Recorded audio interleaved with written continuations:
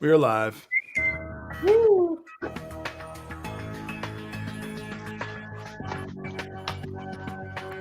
Welcome. As we come in, we're taking some time to share the link to this experience here on AmericaHeals tonight. Don't be dismayed. We are live. We're gonna blow your mind. We got new things to happen. It's a new day. Joe Biden is the president of the United States. What's going on out there? There's Elena. There's Steven. Hey, how you guys doing? What we're doing right now is we're taking time to tweet. We're like trying to spread the word that we're going live, and so we give ourselves a minute of prep before we get going here. What's up, everybody? How you guys doing? It's Thursday night, a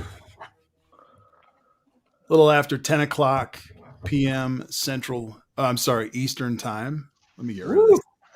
I don't know what happens when it hits zero. I stopped it at one. We'll have to wait a week to see what happens. Eternal hope. It just stays at one, you know. Tune in next time for what zero does.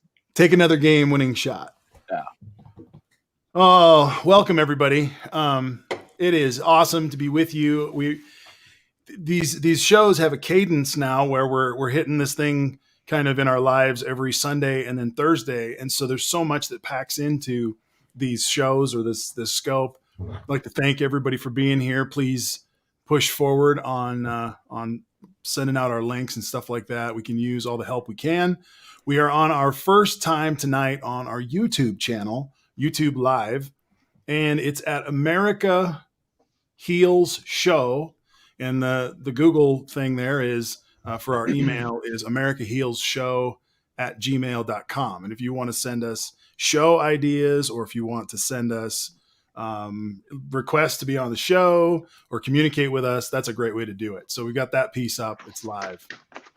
It's Thursday night, so we've got some difference here. We got Luke. Welcome, Luke, Red Blue. How you doing? Hello. We've got Ace on the River. How you doing? Hey guys, happy to be on. Good to have you, man. Still How are things? tweeting away. Plugging away. Awesome. Yeah. And up in the corner, we've got Jeff. How you doing, man? Good. Good. It sounds like we might need to do a 2-minute timer next time. Yeah. That's all right. Now, you might notice we've got two guys that have already sort of blown us up here with the screen. So I'm going to pull mine out. I just went out to my mailbox tonight and found this gem that was designed and created by our very own Ace. And it is our first piece of, well, what would you call it? It's a piece of art, right? It's our first merch. It's our first merch. We're going to be sending out a couple of these to people that follow us soon. So I'm doing straight vodka, by the way. Nice. There you go. So as with everything in this endeavor, it's been completely by the cuff and by the heart and gut. And so as we went through the 6th of January, and we had already kind of had a conversation about putting together a logo for one of these shows, this phrase came on to our radar when Liz Cheney stood up the night of the 6th and spoke. And it was so profound that Ace was moved to say, we have to friggin' mark time. And for most of us on the left, it's not an easy task to see anything with Cheney on it that I'm going to consume out of, which makes this sort of a holy vessel. It's kind of a cool thing. Because it might be the last time where we'll get something that we really fully agree on with Republicans. Can you read the quote with your amazing voice? There has never been a greater betrayal by the President of the United States of his office and his oath to the Constitution. I will vote to impeach the president. Representative Liz Cheney, a Republican from Wyoming.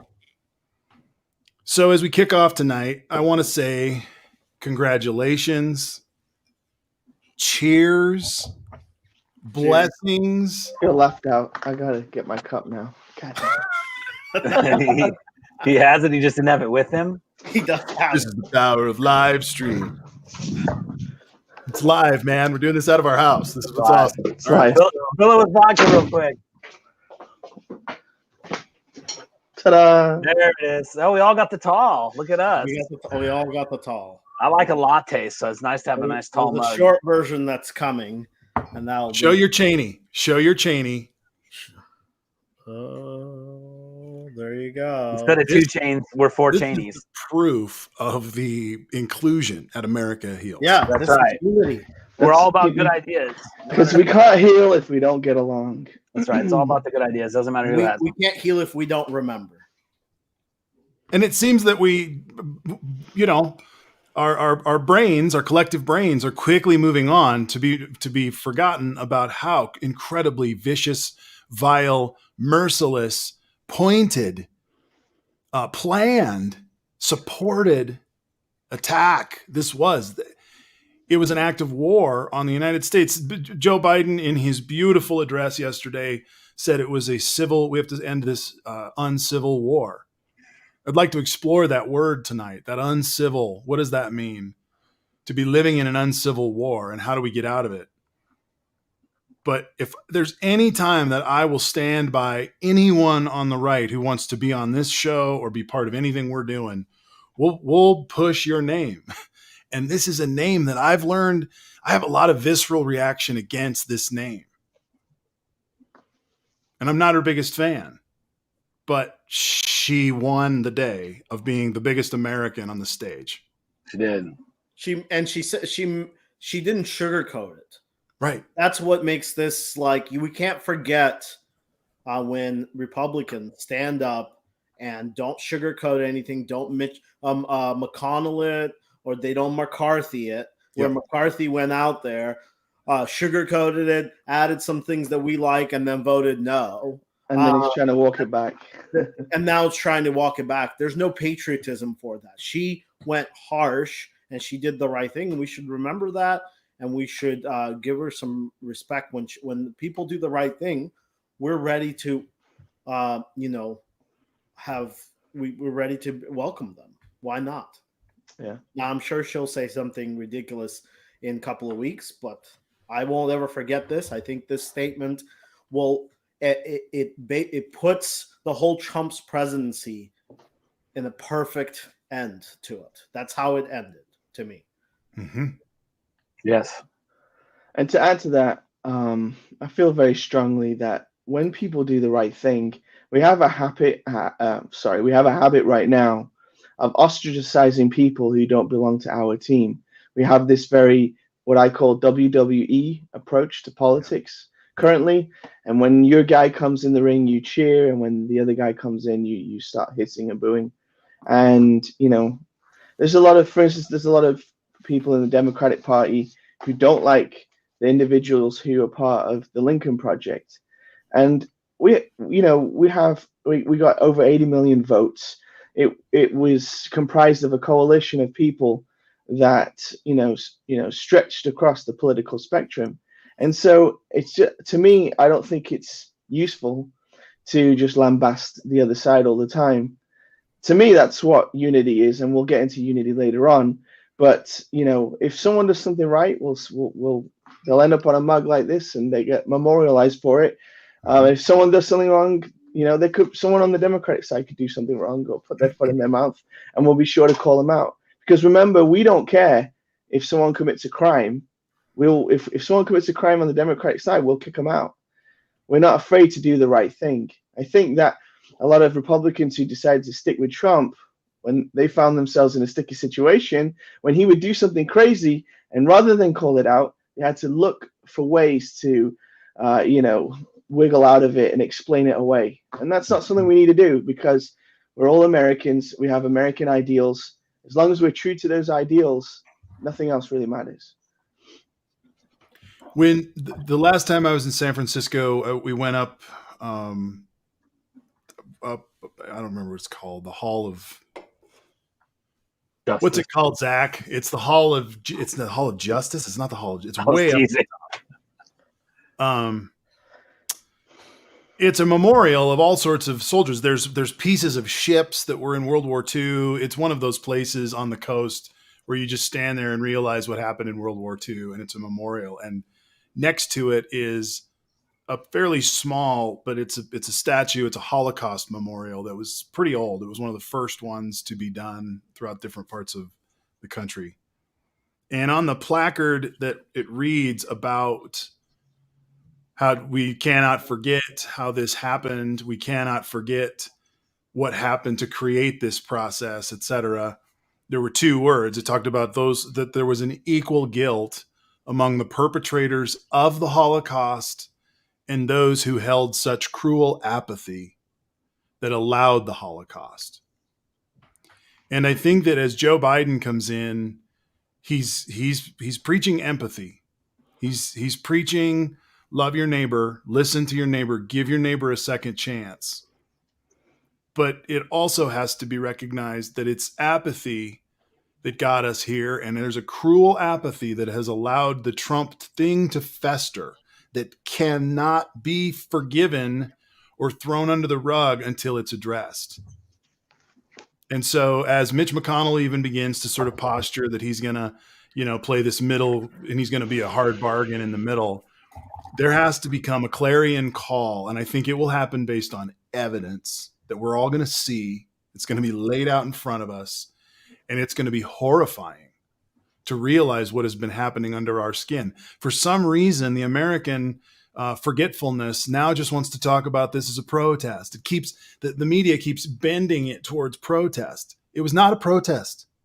It was a savage attack led by a president. And now that he's gone, I think there's another breath of fresh air that allows us to be able to say, oh my God, now we can say what we were all thinking, that we knew this shit the whole time. And we knew that it was coming from the top. And we knew that we had a Department of Justice that if we spoke the truth would scare the shit out of us somehow or silence us. Well, those pathetic, dark, putrid conversations that were happening around anti-Semitism and racism and taking down the government, and they're still happening.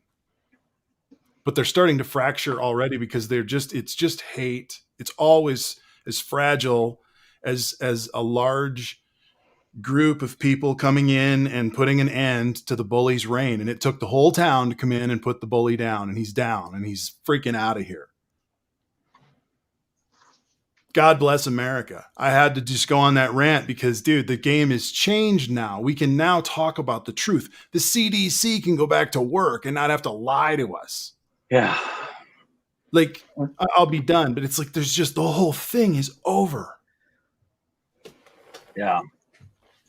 Somebody else. It definitely feels, it feels great. It finally feels like we can get to work and we can start functioning. And if you can see all these people, I don't know why I've been like really into watching these press conferences where I can, these questions and answers, and everybody is, it's kind of it's back to the fair game politics where you get ridiculous questions that are super unfair and dumb because he's only been there for 2 days, but you get good answers and they're fair answers. It's none of this, that's a nasty question. How dare you ask? And this is fake media and all that stuff. It's all fair politics game, which I'm okay with going back. And one thing that I noticed is like I was watching the first one and I was like, man, this is boring.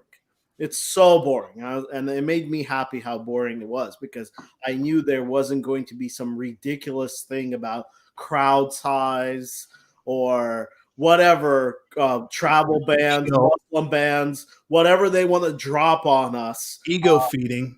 Yeah, I will never lie to you. The best president ever. The whole dictator. The whole honor your leader and only your leader thing. It's just done. I saw Fauci today. He's rolling. He's feeling good. He feels relieved. He feels relieved, and now Jeff, am I to be popping these up here as you're dropping them because they're too good, man? You can. All right, just know, guys, it's gonna flash, but we're just gonna add this because why not?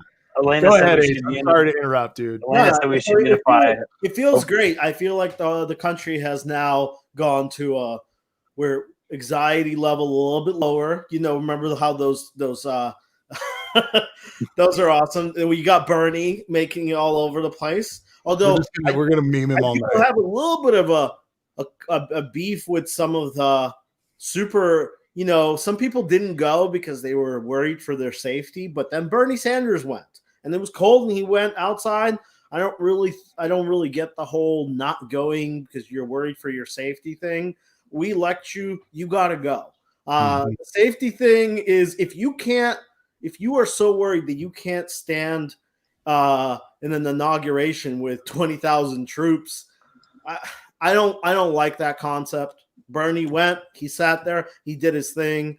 I understand AOC didn't go, not thrilled. I heard her response, but not thrilled with that. I really wish everybody had just gone. And on the bright side is a lot of the people in the Republican Party, including Ted Cruz, went, and Ted Cruz did not go to the Trump. No, Trump taking him out. All right, that's the podium guy. Yeah, awesome. And then no one went to the Trump little last thing. And the last thing that I want to kind of bring up is I really want to never say the name Trump. We need a new name for him because I just don't want to keep on saying his name. But unfortunately, he's going to be in the news, and it's going to be very hard not to. But I don't want to give him more press time that he ever deserves because I kind of feel good that he's right now probably at home tweeting on a fake account, going all kinds of crazy. Still that one. I'm going to look for the one Elena wants. Did you see the Borderlands one? Oh, you got to see the Borderlands. So that's my thing. But I would also, when we get it, I'd like to talk about this word unity. Yeah. That, of course, is such a simple word, and we all understand what unity means. But I love it how all of a sudden the Republicans turn a simple word like unity into do what we want, which is their form of unity, which kind of goes really well with their party, as they're a dictatorship party from now on, where it's just basically like, oh, you want unity? Then do what we want. If you don't do what we want, then it's not really unity.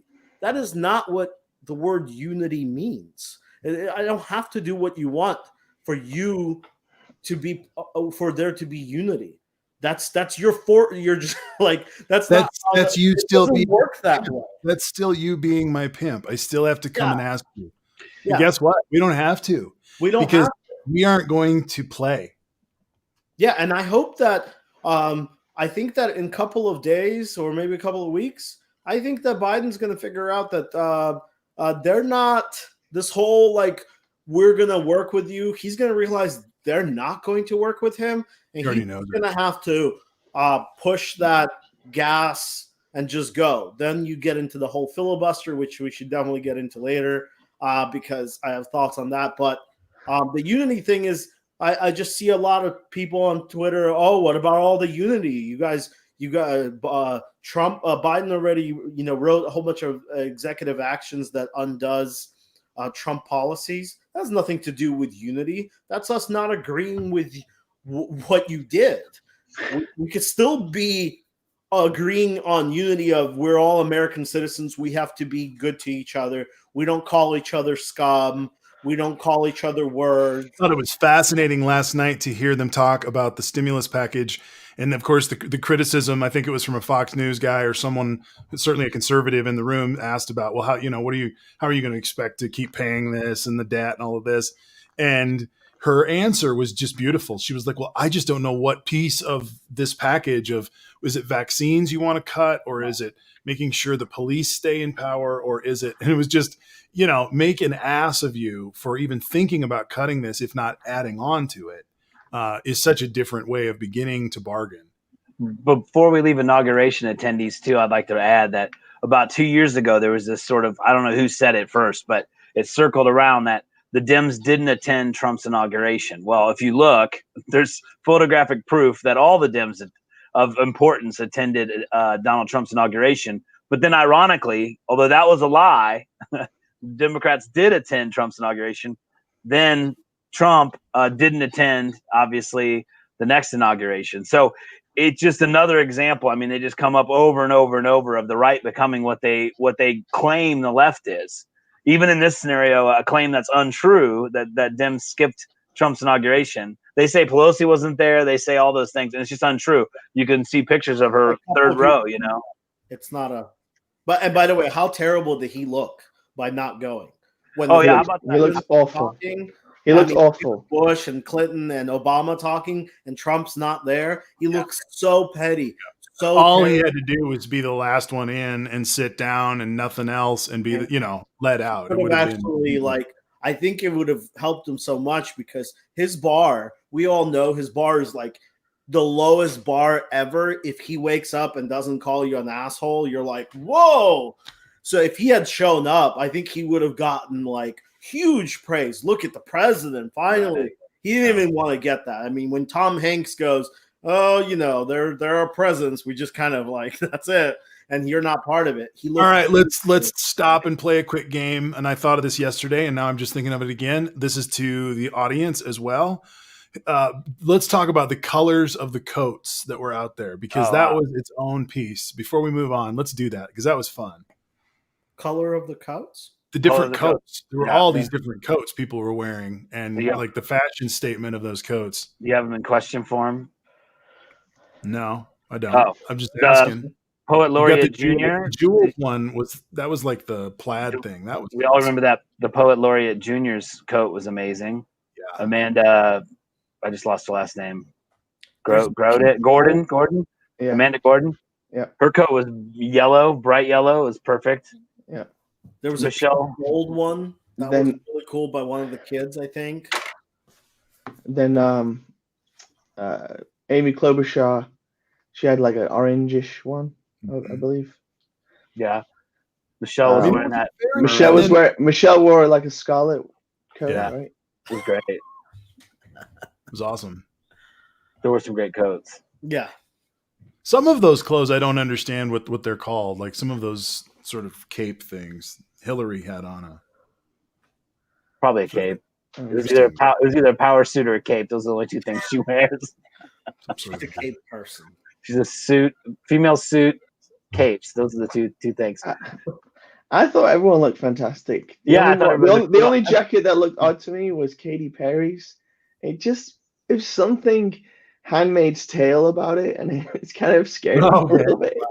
But the show. It wasn't red, but it was just the way it was cut. It just looked like something from Gilead or something. Oh yeah, Dr. Biden's turquoise. Dr. Biden was the perfect color. That was awesome. Yeah, she looked great. When we just showed Bernie Sanders, Burlington Coat Factory with the knit gloves. With the knit gloves. The show was amazing. I was really impressed. I usually don't like those concerts, but they did an amazing mixture of artists and didn't. Yeah. Spoken word, and verse. Been working on that for years. I like, there's a lot of work in there. I also liked how they sort of tried to involve everybody into it, so it wasn't just all about, all like homage to Joe Biden. They try to involve people from all over the United States, and they're like the Navajo Nation was there and everything. So and I said this last time, and I. Thinking more about it because it kind of dawned on me during the last show. But Joe, this is going to be the first president in my lifetime, and I was born when Nixon was president. So the first president in my lifetime that it won't be a personality about the president. It'll be more about the people and the president serving the people, just by the nature of Joe being an old man, an old veteran of government. Yeah. He's if you're playing chess, he's the queen. He's the cog on the board that can do it all, and he's going to save the country. And he's going to do it with facts. And so I think this is our voice. And so I'm just going to lift up from this show on Telecommunications Act. We need something to put the fairness doctrine back in our media. We need something to deal with, and I don't want it to be censorship, but we need some sort of a way to keep the power of brainwashing propaganda in its check. They used to make advertisements that they couldn't put subliminal blip advertisements in commercials. I remember they used that. to have they were we. And then corporations have taken this country and all of these things. Now is the time a lot of policy is going to be written. And there should be a unified approach from anyone who's in the center of this country. The center 80% of this country should want there to be some regulation on people weaponized lying to you, that or your mom or dad or someone who may not have all their faculties anymore, and take them down a rabbit hole of hatred and violence. And I think Twitter makes the first move, and then Facebook makes the move. There's a petition now to see if Trump can't get that back on Facebook. Facebook kind of put an olive branch out saying, well, we're going to review it just to see if it was too harsh. Yeah, and they're probably gonna let him back on because Trump is money. Trump is cash. A lot of money. It's kind of like handing an embarrassment drunk uncle another bottle of vodka. It's sort of should you give him back his rope that he likes to hang himself with at this point? Because now he's a private citizen. And Luke, I'm sorry, I gotta lift this up because I think we should just. I want to talk about this. Yeah. Should the internet and social media be subject to fairness doctrine? I don't know how. I don't know how that would work, but I want that to be the case. But I don't want there to be such ability for us to just be spreading misinformation. Yeah. Well, here's an example of how I think that the way you might be able to get away with it is if you are on social media and you have a blue check mark or whatever the equivalent is on other sites, you have to then follow by a different set of rules. If it's you or me, then no. But if you get a specialty like, hey, I have 10,000 followers, whatever your way of getting the most people, I think you do have to then follow a certain level of possibility. And I think that's a good idea, because if you don't want to follow the rules, then you don't have to have the blue thing.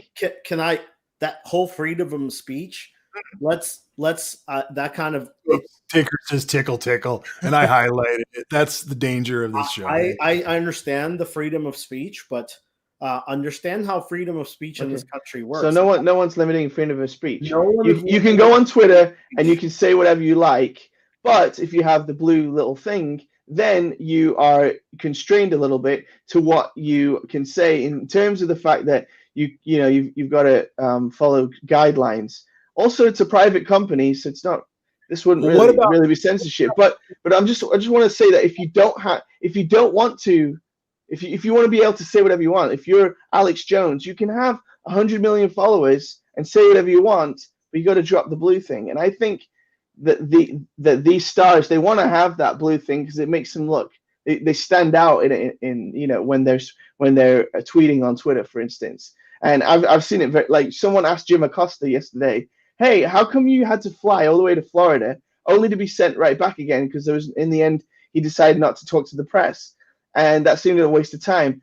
And everyone asked him these questions, but no one answered. But then when some English rock star said it and he has a blue thing next to his name, he answered that person. So having that blue thing, it makes a huge difference.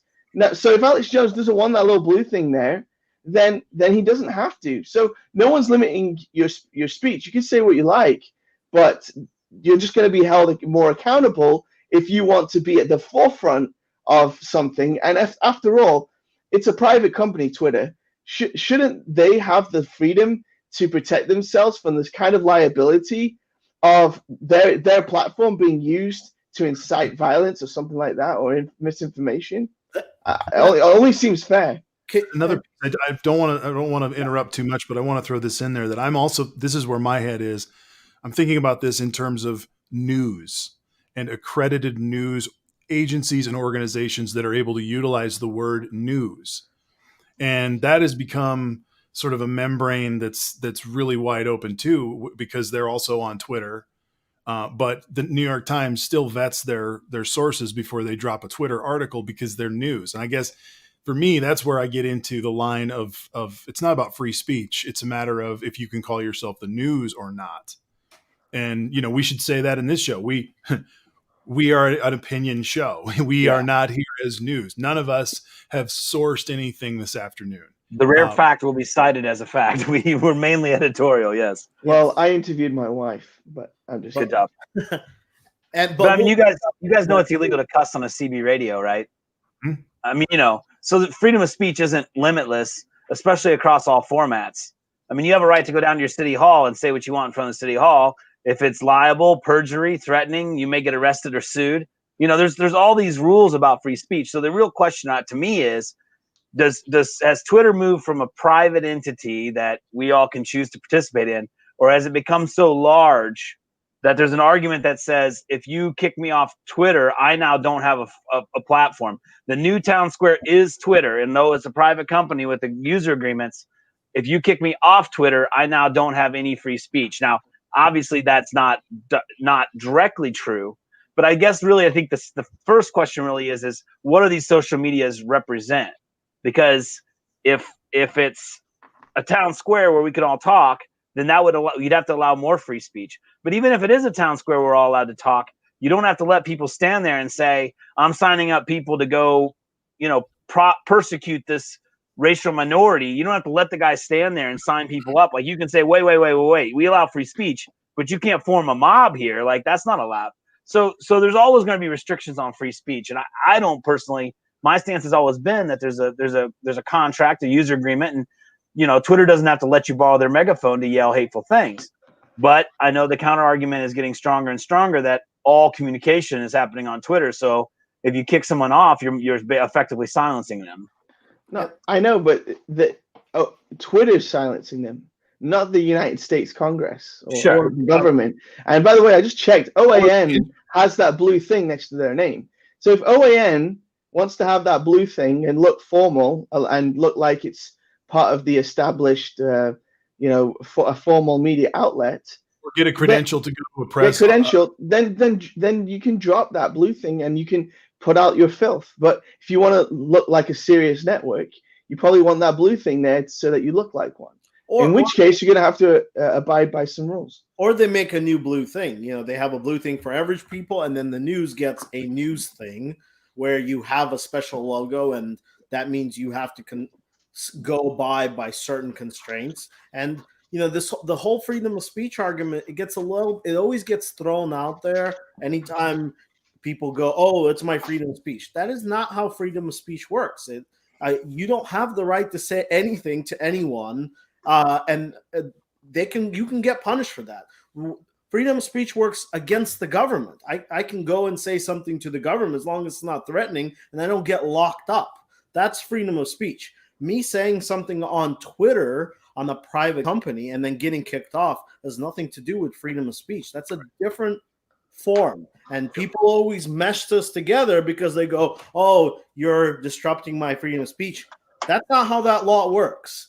They can. All right. We've struck gold in this conversation. We've all got stuff to say, right. But there is a lot of stuff. I just want to plow through this. I didn't plan on this. A couple good comments in there. Yeah. It's freaking awesome. I'm going to go back to Jim and just start there. By the way, freedom of speech and employment is a very sticky spot. Everyone should be aware of. We don't even have to answer them. I just want to lift them up. There's such good comments coming from all different areas. It's not a freedom of speech. That would be terrible, because then if you make it public, then freedom of speech would actually work. Sorry. Well, okay, but you could. I mean, if you. What's the funny? What did I miss? I just think that's the most absurd thing I've ever heard. So, all right, Henry. So let me ask a question here. What about the post office? What about that being? I mean, let's just post office is a good example. You can't mail child porn through the post office, right? That's an interstate federal law violation. Yeah, so but you don't have freedom of speech through the postal service either. Couldn't it be a public utility? You are on the United States Twitter. It's just no. It's not. No, sorry. No, that's Chinese. Very, very Chinese. This is not the Chinese Communist Party with a Chinese Communist newspaper, and God forbid, Donald Trump Part 2 becomes head of the government, and now you just handed him a thing right there for him to mess with, like he did with the post office. Yeah. I mean, Ace and I were biting.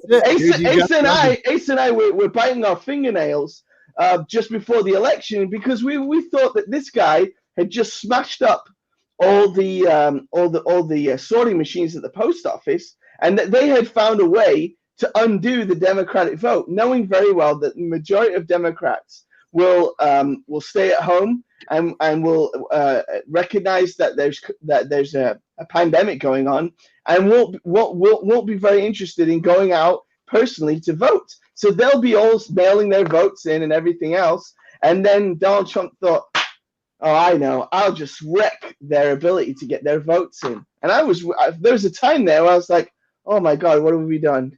What have we done? Do we have any other form of government, any other form of communication that is government owned?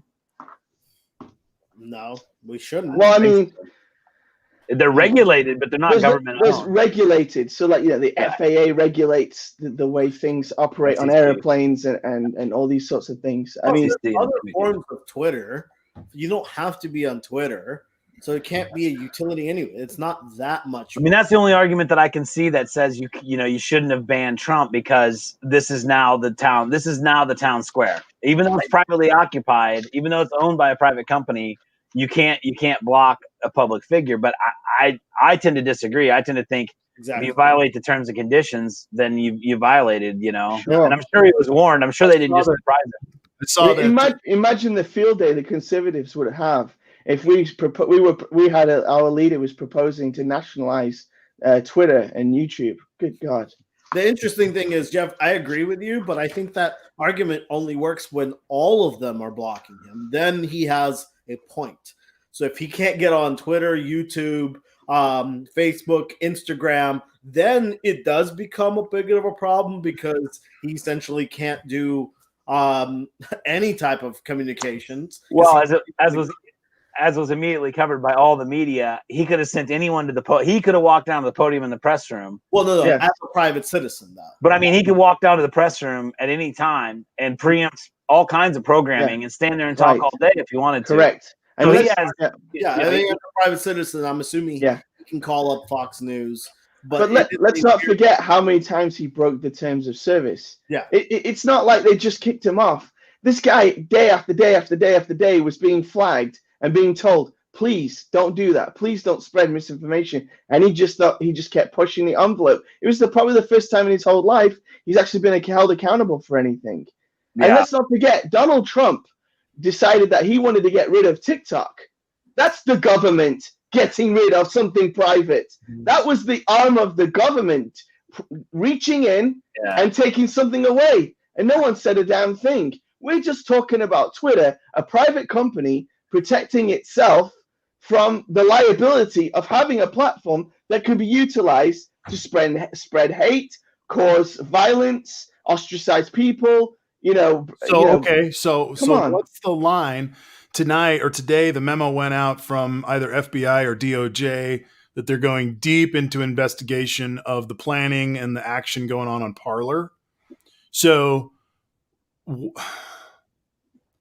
Did they cross several lines? Can we identify some of those? Did the FBI cross lines? No, no.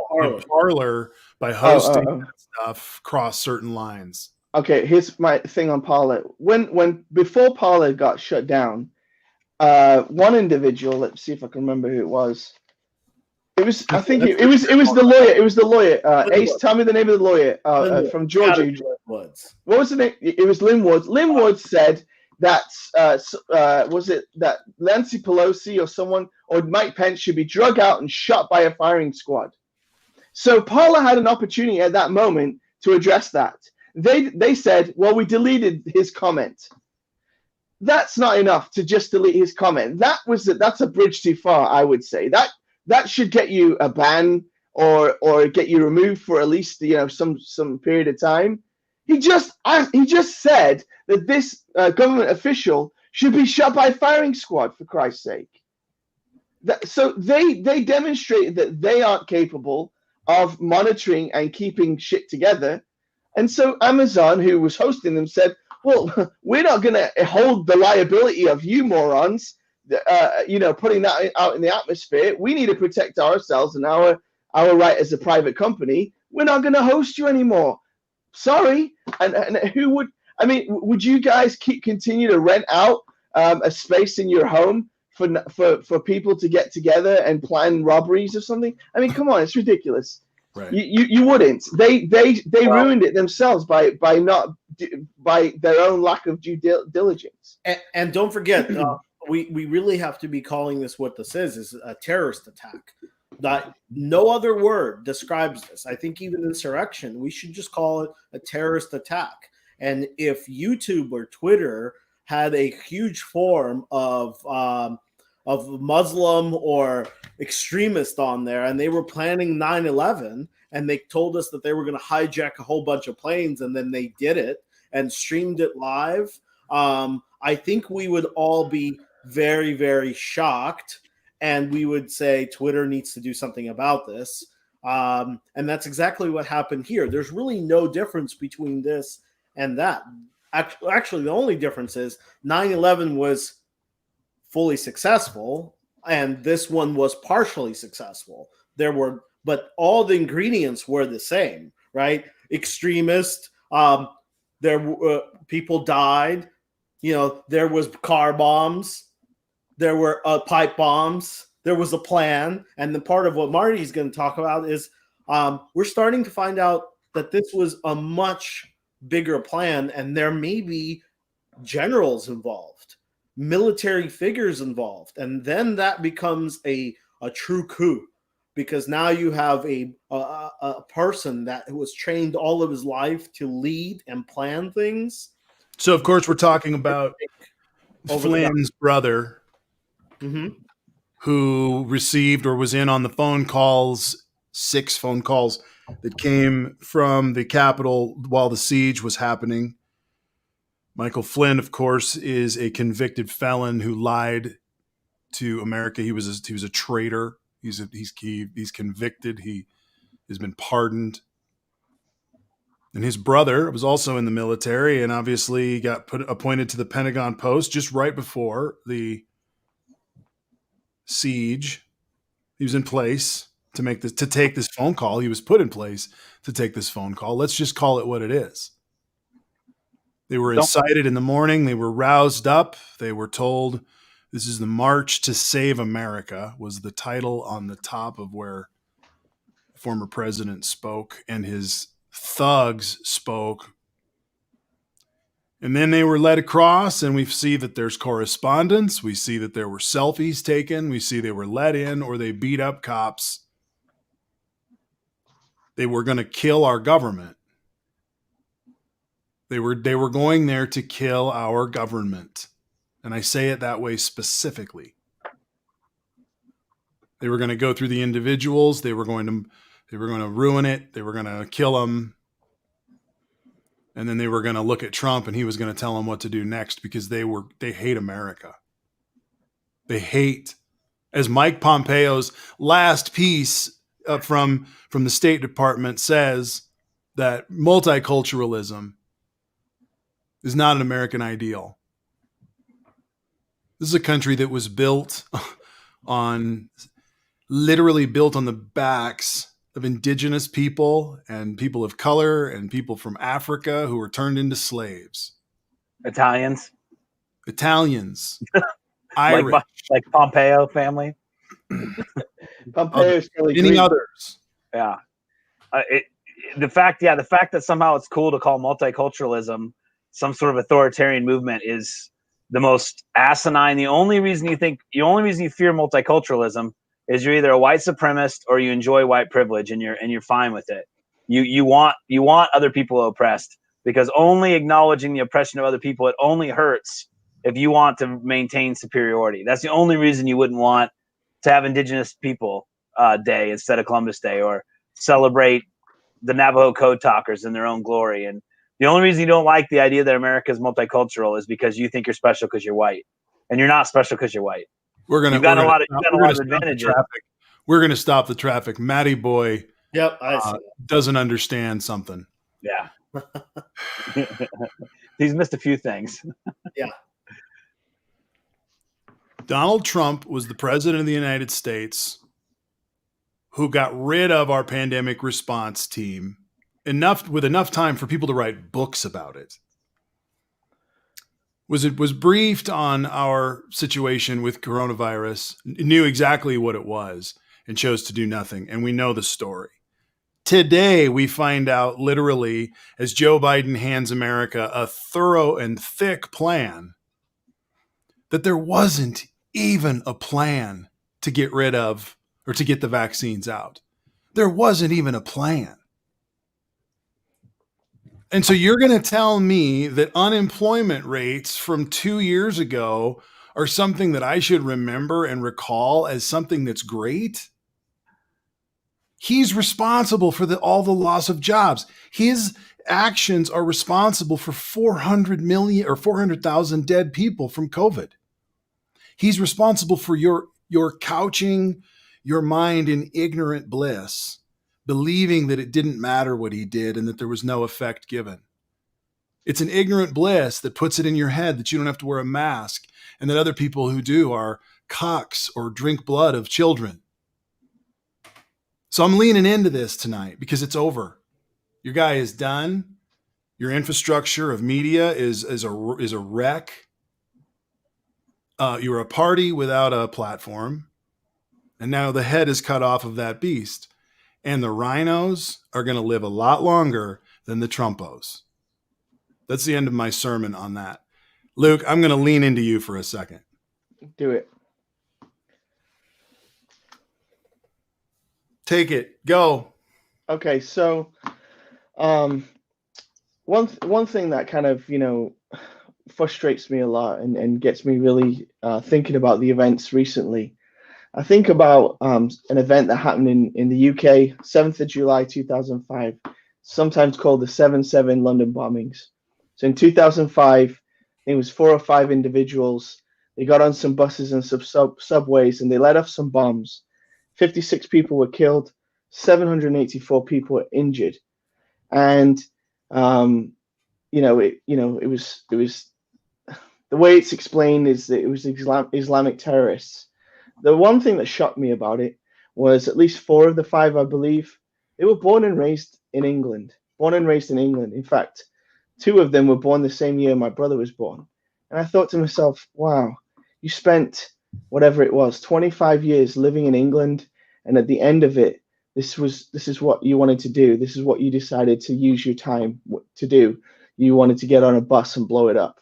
Mm-hmm. And I think about that, and I think about the danger of people being radicalized, the danger of people being brainwashed, the danger of filling someone's head with a lot of stupid stuff so they'll go out and do stupid things. And if you were to discuss things with an individual like this, I'm talking about the ones that were involved in terrorist attacks and things, I mean, they might justify it in all kinds of different ways. Mm-hmm. Now, I'm not suggesting every single person that voted for Donald Trump is an Islamic terrorist, is just like an Islamic terrorist. But I can't help feeling there's a radicalization going on. It may not be happening in a mosque. It may be, but it's what the things that are alike is that when you look at a pastor, when you look at a imam or someone like that, people look up to those individuals. They have a lot of responsibility, and what they say is really taken in.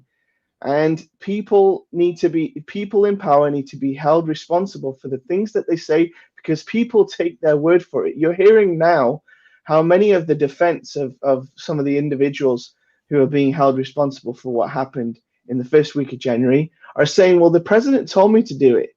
It was the president that encouraged me to do so. And I'm sure they don't like the idea of being labeled as domestic terrorists. And all of a sudden, it might seem to them that the mantle of patriotism is being taken from them. They want to paint the other side as communists. And we're trying to explain to them, listen, what you did was against your own country. They can't fit the two together and rationalize that. And so we need to do something about radicalizing people. Yeah. And, we've loved the trope for the last 20 years because us white Americans, I guess, didn't have to sort of feel, or at least non-Muslim Americans didn't have to wear the cloak of, that's a thing that Muslims happens to Muslims. That's what happens when you go to mosques. Well, you know what? It's not happening in mosques now. That kind of filth and nonsense is being pumped into people's heads, and you're seeing it today after the inauguration. There's people crying, saying that we're going to become communist, and that Joe Biden's that all our rights are being taken away. And if they just did a critical assessment of the situation, they would realize it's not happening. No one's taking your guns. Like the guy that we love who did the whose video went viral, lives in North Georgia. Yeah. In his funny rant, he said, "What have you not been given? Right. What are you so angry about?" And I have to ask the same thing. And they feel wounded, they feel betrayed, and they feel hard done by, because they've been told that they've been hard done by in some sort of way by these people. And that's why the truth matters. Mm-hmm. And that's which is a line from that Vindman famously made when he was asked why he insisted on going before the panel, when his dad was asking him, why are you going to put yourself out there? And he said, because here in America, truth matters. And it does matter, because when the truth doesn't matter, then you can convince people to do anything and they will justify it. Oh, he got the lowest black in unemployment. Okay, well then let's just blow everything up then. Sounds like a great idea. It just doesn't work. And so we've all got to get on the same base. We, you, and I, we're all Americans. Idolizing one man is not an ideal that this country was founded upon. And so these guys need to resist the urge to apologize for his mistakes. Why should they own the blunders of that moron? Like, take the country back and let's get together, and that is unity. That's my speech. Yeah. It's good. This is something I've talked about. It is very, very annoying that we now live in a country where if you're a professional, a vetted professional for many years, decades, you've done a job, lawyers, doctors, all kinds of professionals in this world, and somehow you get put down and said, "Oh, you've been in this job too long. You can't be any good." This is how we got here. We elected someone that had no skill set to run a government, did not even know how to run a government, and here's what we get. While Joe Biden has been in his job and working for this country. He was working for our government. He was an elected person. All his life he worked for this country. And this whole notion that he did nothing is ridiculous. He has 47 bills, multiple acts, laws. The Children Protection Act that we currently use right now was written by Joe Biden. The women protection against abuse of women. Another piece, Joe Biden. Another piece of Joe Biden that I as a Joe Biden supporter can say about him is that he made mistakes. Yes, he sort of allowed the things to happen in the Anita Hill hearings that shouldn't have happened. They were unfair. They were demeaning to women. They are a testament of how to not run a committee meeting. And he learned from it and he changed from it. That's part of what 47 years can do. And it shows longevity is that a person can change and can make mistakes and can admit to those mistakes and own those mistakes. And that's the piece. That's the psychological piece that is missing from the core MAGA crowd. That's still the MAGA crowd. Right. If you can't distance yourself from it now with at least some recognition that it's completely out of control and wrong and it's not true, and that may be hard for people to make that jump, but I don't know. It's kind of like Kim Jong-un, right? They think they got like a god figure where people think that Kim Jong-un doesn't go to the bathroom. Right. It's those kind of things where, we can't make mistakes. Everybody makes mistakes. We all make mistakes. Well, but what we want in our government figures is when they make a mistake, they need to tell us, hey, this was a mistake. Here's what I've learned from it. Here's what we're going to do differently.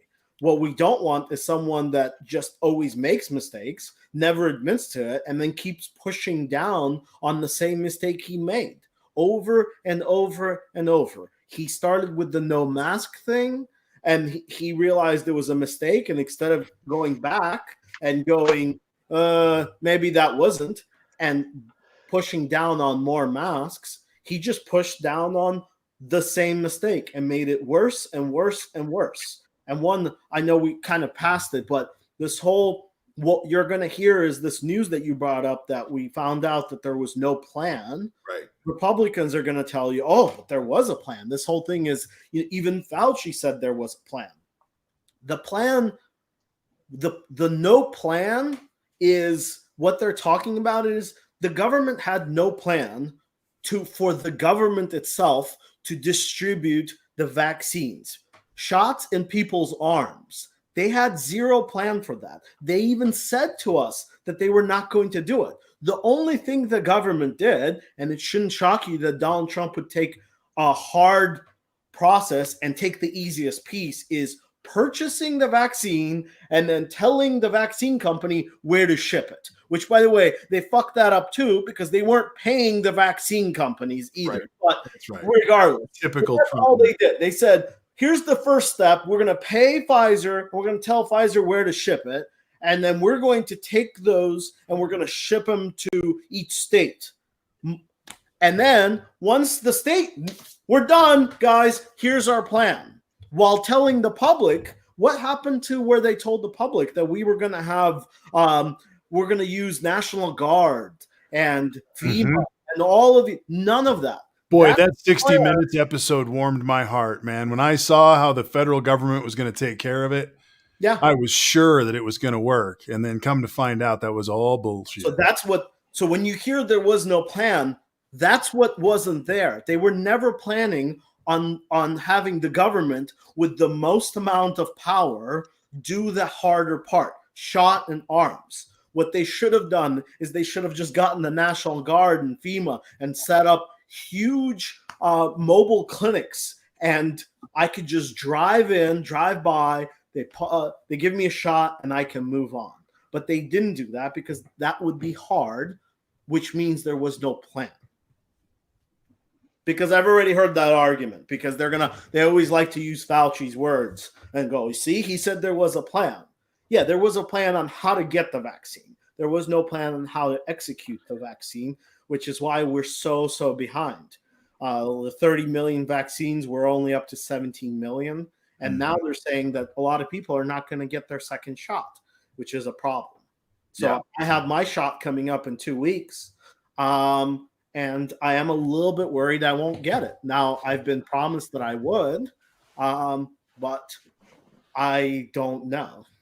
I think the people making the vaccine, everyone's going to push it out to wherever someone's got a hand up. I don't think there's any chance that supply chain is going to hiccup at all, regardless of how bad Trump blew it up. In other words, right now they're saying in New York, I just heard a report that New York by Saturday is going to be out of vaccines. Well, I think we're all sort of, and I titled the scope "Crawling Out of This Hole" because we're literally at the point in the story right now where yesterday about midday it changed, and we all felt it change. And we all dealt with our own stuff throughout the day. I know I've talked to a lot of people today who just talked about how it came to them. Various things came to them in waves throughout the day of, oh my God, this, and oh my gosh, that. And, it's, oh, right, that. And I want to do a piece of the show on Sunday night about trying to find some of the warning signs that Obama was, some of the breadcrumbs that he was laying at the end of his time right before Trump's inauguration. He gave several speeches about, oh, and by the way, this and this, and we're backing this up. And I think it'd be fun to kind of try to find some of those and go back and be reminded of those breadcrumbs, because it's literally a block of time where And I said it of the day that everyone was crying. I said it out loud that the Confederacy won the White House, and I didn't know if we'd ever get it back. And that's literally what happened. The Know Nothing Party, the Know Nothing wing of the American political system reared its head. It had the end of generational hate from old, pre-baby boomers and baby boomers who've been listening to Rush Limbaugh. It's the end of his career. It's Hannity unhinged back in 15 and 16 to saying, if China has the thing, I'll pay $1 million for those wiki tapes. And then Trump started saying it, and then we went down a rabbit hole because Trump was too dumb not to listen to Sean because he called him every night.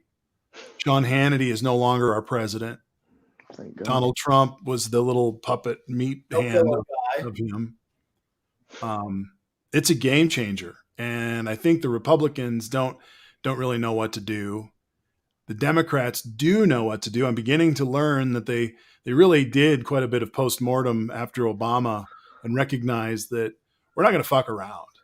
And so if you guys want to fuck around, we can fuck around, but we're going to go ahead and I'm going to say it, and we'll kick this portion of the story off tonight. Down with the filibuster, on with progress, change the rules of the Senate and do it now and start passing stuff immediately to make massive change before 22. I'm all about it. And let me just tag on to you because so that Ace can jump in, because I'm sure I can see he's raring to go. We need to get rid of the filibuster simply because when you win the majority, then you win the right to pass legislation and get things done, because of the 538 members in the House, or they don't have the filibuster anymore. In the Senate, they have this filibuster, and what that essentially allows for is for the minority party to stifle our ability to get things done. Hey, you're the majority party. You should get the winnings of being in the majority party. So I'd love to hear why on earth Ace thinks that now that we've won, we shouldn't put our trophy in the trophy cabinet. Why shouldn't we put our name, Super Bowl champs, on the bottom of the trophy? We won the goddamn thing. So why can't we make some decisions about what things are going to be done? Why are we going to allow a minority party dictate what will and will not go in this country? It doesn't make sense to me. Let's hear it, Ace. And I'd like to eventually. I also want to watch this small clip about what the filibuster is, because just in case. Okay, you want me to put it up? Here, let me. It's 4 minutes, but before. Sorry, I didn't want to. I'll answer you. I remember what Luke said, but I just want to. Let's skip. I'll make it full screen so everybody can see it. Okay, come on. There we go. Sorry. Rookie here. There we go. These 100 people are the U.S. Senate.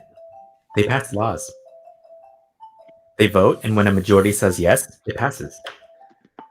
But these days, the Senate doesn't do that very often. The Senate holding 2 votes, both failed. It's completely dysfunctional. 4 versions of gun control proposals, all 4 failed. See, the Senate has this rule. It says before they vote, 60 people have to agree to have the vote. That means just 41 people, a minority, can entirely block a bill. This is called a filibuster. Early on, filibusters were rare. This is a chart of the number of times the Senate has had a vote to break a filibuster in the last 100 years. But in the last 50 years, they started to grow. And now, almost every big bill is filibustered. The US Senate is broken, and the filibuster broke it. But the Senate didn't always have this rule. In fact, it all kind of happened by accident. This is the Senate in 1805. It's much smaller than it is now. The filibuster as we know it today doesn't exist yet. And before they vote on a bill, they debate. If they want to end debate and vote, they just need a majority to agree. But Vice President Aaron Burr thinks a high-minded place like the Senate should have as much debate as needed. So the Senate gets rid of the rule. Now senators can debate for as long as they want, and there's no way to stop them. This is the beginning of the Senate filibuster. At first, it isn't really a problem. Because the Senate is still pretty small, there's only so long a group of senators can physically talk. Eventually, they tire out, debate ends, and they get to a vote. But as the US grows, so does the Senate, and they have more factions and more people to filibuster bills. They move to a bigger room, and now it's 1917. World War I is underway, but the US isn't involved. Then President Woodrow Wilson asks Congress to authorize a broad military action. A group of senators don't want to give Wilson the power to enter the war, so they decide to debate until the session ends, filibuster. Woodrow Wilson is mad, and he demands that they go back to the old Senate rules. The debate can be ended with a simple majority. The Senate doesn't want to do that, so instead they compromise. They change the rules so they can end debate with the approval of 2/3 of the Senate, so that if senators want to block a bill, they need a third to do it. This is basically the system we have today. A supermajority to agree to vote, and a simple majority to pass a law. And for a few decades, the filibuster is used, but pretty sparingly.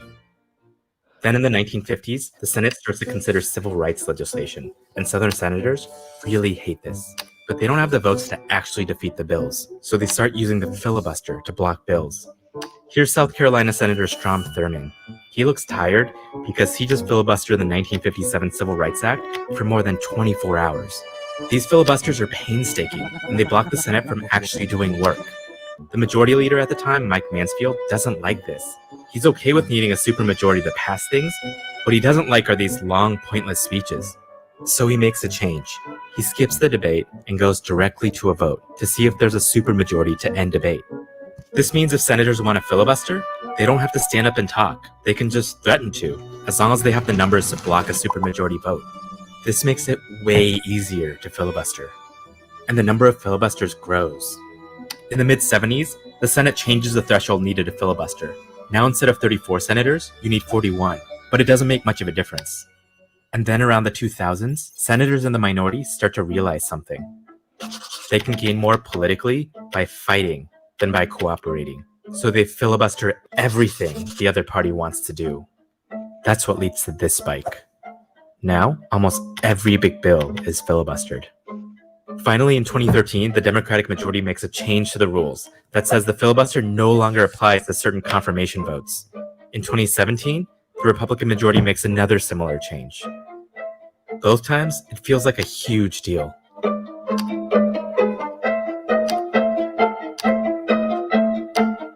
But now, things are beginning to change. The 2020 elections are coming up, and Democrats have some big proposals. Healthcare in America. Federal investment in teachers' salaries. Investments in clean energy. But Democrats know even if they have a majority in the Senate, they're not going to get the 60 votes needed to overcome a filibuster. And that's why a new idea is now on the table.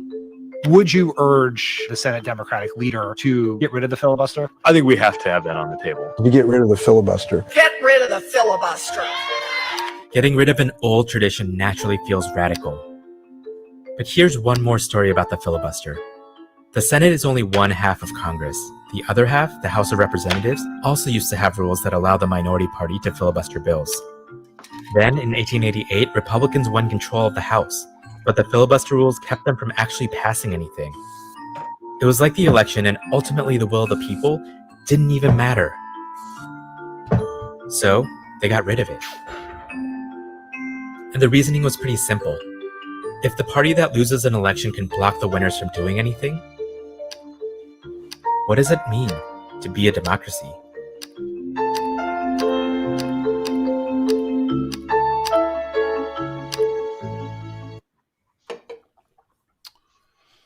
Just a second. There we go.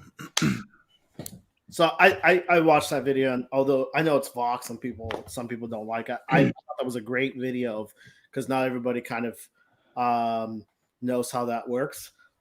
So going back to what Luke said, I am not against getting rid of the filibuster, but I do worry that if we don't do it correctly, it's going to come back and haunt us. Like part of that video, we have now Supreme Court justices because we got rid of because it was a democratic rule to get rid of a filibusters on appointees, and then they extended it and extended it. And the Republicans, without a filibuster, when they're in power, we will have zero check on them.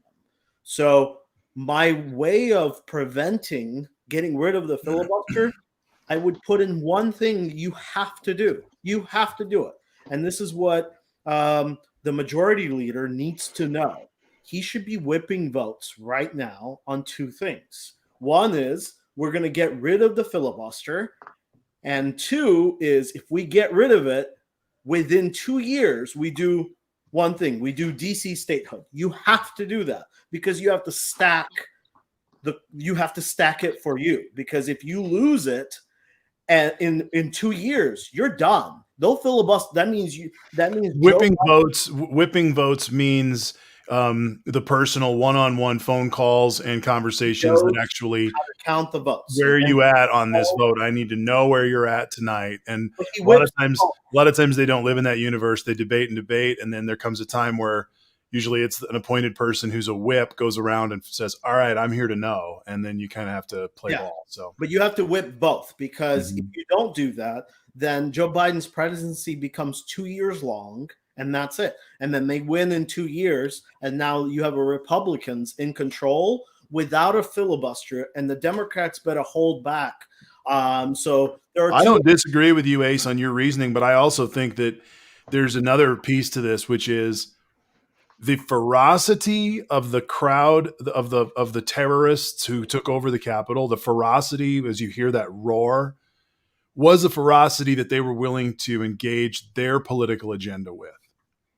And I believe that what we heard yesterday from both Joe and Kamala and everybody else, Warnock and the others who were sworn in, are all speaking about the fact that this is a time where we have to make changes. It doesn't by any means necessary. We are going to go with the same ferocity policy wise and executive order wise that those people were trying to take our government down. We're going to reinstill voting rights. The first thing Joe Biden did was a path to citizenship for 11 million people because it has to start right away. But I think we just have to be unified in recognizing that we need to put a lot of democratic policies in place. The Republicans are relentless when they get the chance to do whatever they can. Luckily, Trump was just such an inept president. He didn't do the job. So he didn't get as creative as he could have been to have passed as many things as he could have passed when he had the chance. He's just too arrogant and stupid to pull all of that off. And now, of course, even the Proud Boys are beginning to denounce him because he was nothing but a tool for anyone who wanted cheap power. I just want hang on a sec, Ace. So let me add to another dimension to the whole thing. The very last sentence of that video was, "What does it mean to be a democracy?" Yeah. And I don't know if I just want to throw a tidbit out there. Did you know that there are 32 states whose populations are less than New York City? 4 senators represent North and South Dakota. That's just 1.6 million people. That's less people than the county that Ace lives in right now. Oh, I mean, it's just about a county and a half of the county that he lives in now. It's the population of the county I live in right now in Georgia. They have 4 senators right now. So you saw already that the whole purpose of the filibuster and the way it started to ramp up in use was to stop civil rights from making that progress. And in the end, it took such a tremendous upheaval to finally get there. So the filibuster makes that unfairness that I just talked about even worse. Not only is the composition of this body completely unparalleled to the makeup of the nation, but now we're so that it's swayed to the benefits, let's say the 2 senators from Alaska who represent 500,000 people, but we're going to even make it even worse now by having a filibuster that allows Josh Hawley and maybe a bunch of other domestic terrorists slow the progress of what the majority of Americans want. It's undemocratic. It's ridiculous, and it puts us in a place where we're not just doing what a faction wants. We're doing what a faction of a faction of a faction wants. It's absurd. So to the victor goes the spoils, Okay, it will suck the day that we lose the Senate and we don't get to have that filibuster. But that's the whole point. You got to trust in democracy. You got to trust in the Constitution. The Constitution didn't have a filibuster in it, and you've got to trust that the person that wins gets to choose, and that's just the way it is. We have to respect the person or the parties or the majority. That's what democracy is all about. Otherwise, we can just be a dictatorship and just let a select few decide what the hell we're going to do here. I completely agree. I really think we should get the Senate will vote to change its rules or keep its rules in place. It's a Senate rules vote. These are all rules that can be changed, but they stick by those rules as if they were blood law. Once they change them, they stay there. It doesn't stop the Republicans and the next time they win to get rid of the filibuster. Do they change the rules? Does it take a supermajority to change the rules? No. Really? I don't think so. So I would argue it's one of those that they're just terrified to do it. Everyone's terrified to be there. They don't know what will happen, but essentially, like I said, you as a Democrat, they have to be thinking multiple states ahead. And like I said, if you want to get rid of it, which you should, you have to have DC statehood on the track in the next 2 years, so you can not really stack the core. You can make it fair, because what Luke was talking about, that the Dakotas have 4 senators. Wyoming has 2. I think your argument there is to take it away and make sure it doesn't get used against you. I think what Luke would argue is it shouldn't be there to begin with. Even if you don't get enough seats in the Senate, then the other party gets the control. So I want to pull a couple other elements into this conversation because we're down this road. Money. Okay, so go back to the bar graph of there were hardly any filibusters until you got to about 1950 and then into the 60s. Right. Another thing, and they sort of blamed that almost entirely on the civil rights, which I think you can in some ways. Yeah. But there's another element that happened at that time, and it struck me as I was watching it. It's like it starts in 50, and then right about the mid 60s, it goes and goes way up. Right. Another thing that happened during that time was Don Draper and Mad Men and the advent of marketing and specialized television media that was so smart and so manipulative. And we get a media culture that also comes into this place, and you start to see these trends happening with all sorts of people throwing fits in the minority to stop government from changing. And then that also feeds into my final point, which is the main point, which is money and politics also follows that same trend.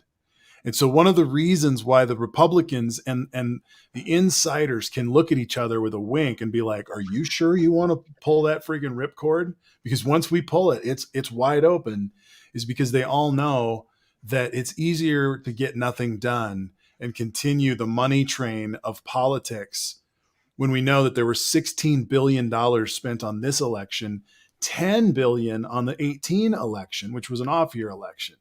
We'll probably be looking at 12 to 16 in the next election as well. It's so much money in stagnance.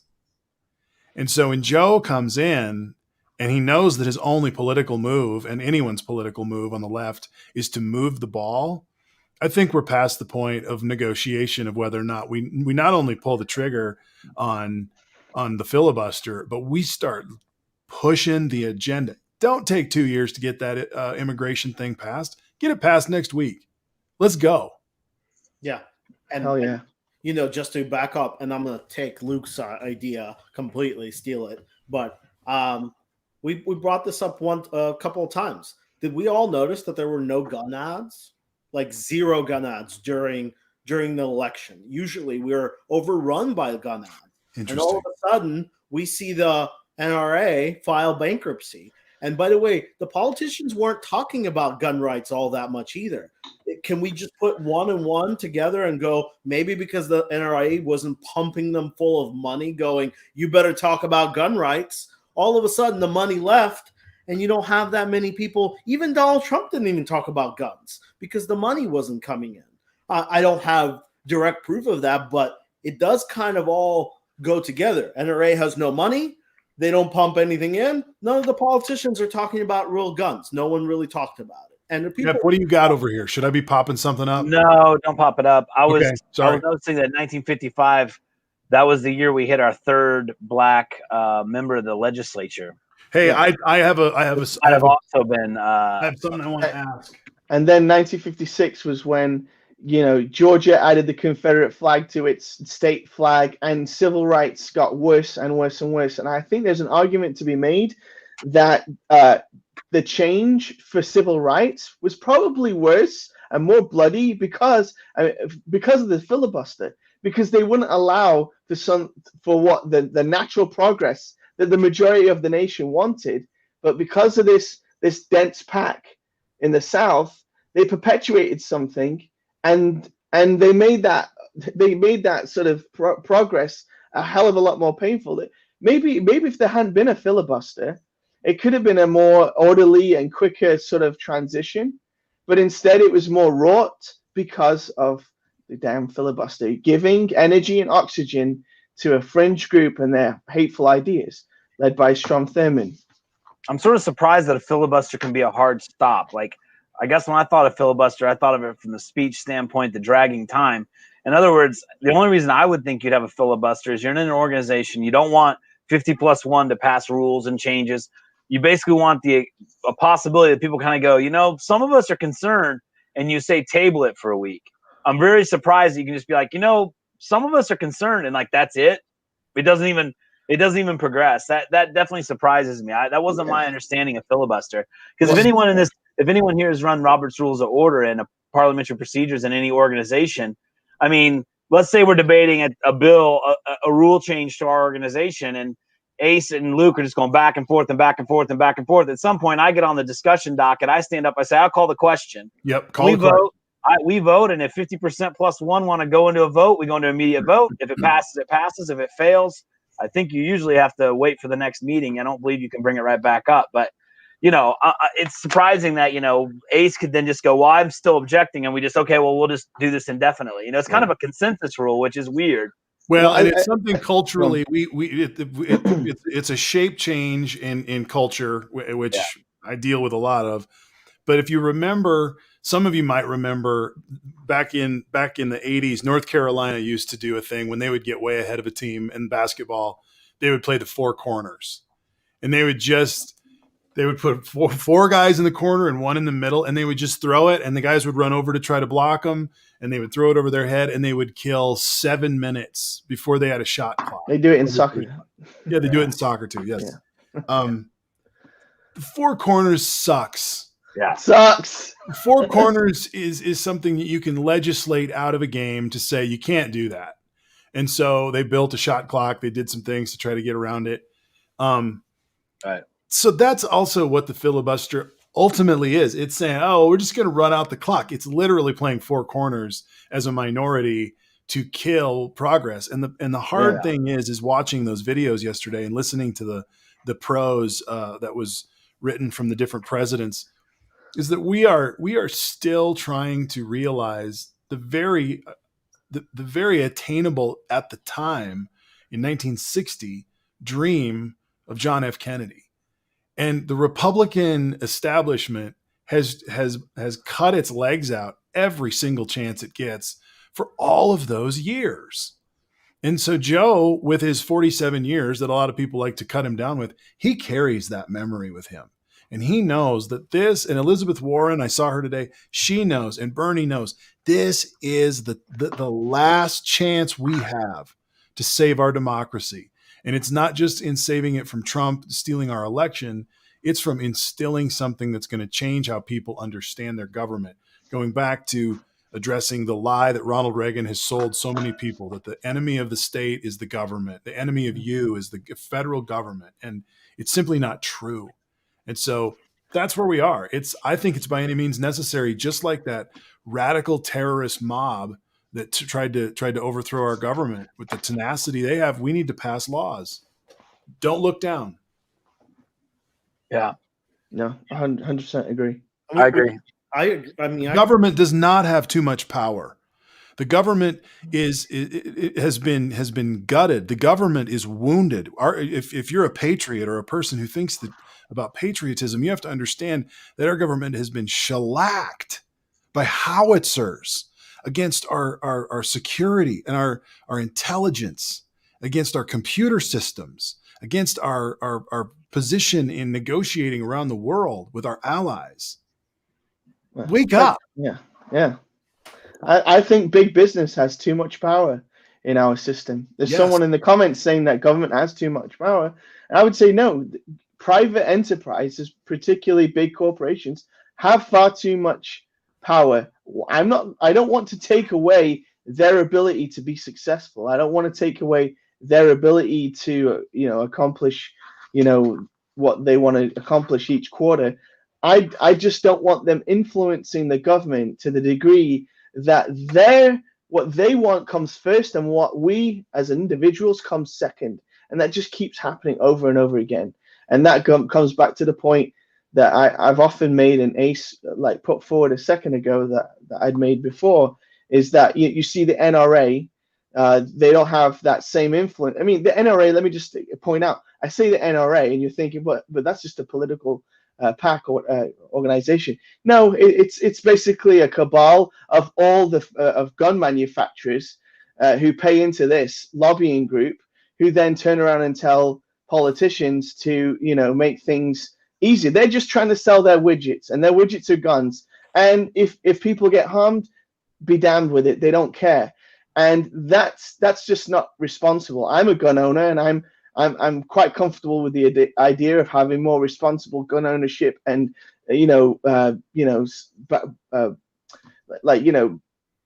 sidebars to sort of keep responsible gun ownership, where we're just people aren't just flying to another state, purchasing a gun, and then entering a building and causing mass murder or something like that. But when you have a lobbying group that's being supported by all the gun manufacturers, their interests are winning over our interests, and those individuals in the Senate and stuff like that, they're making decisions based on, well, who's paying me, who's your daddy, and if that means that you and I's interests, our interests sink to the bottom, they're quite comfortable doing that. And the way they'll explain it away is they'll spin their story.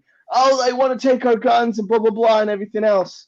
But these people are just being conned into believing a great divide, and believing that what you need to do is raid legislative bodies and interest and do someone else's bidding.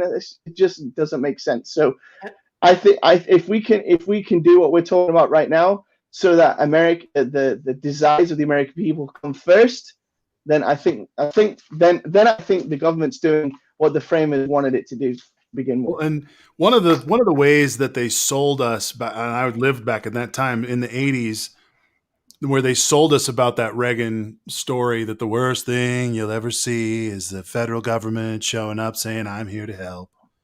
That was the quote. And that was how he said it.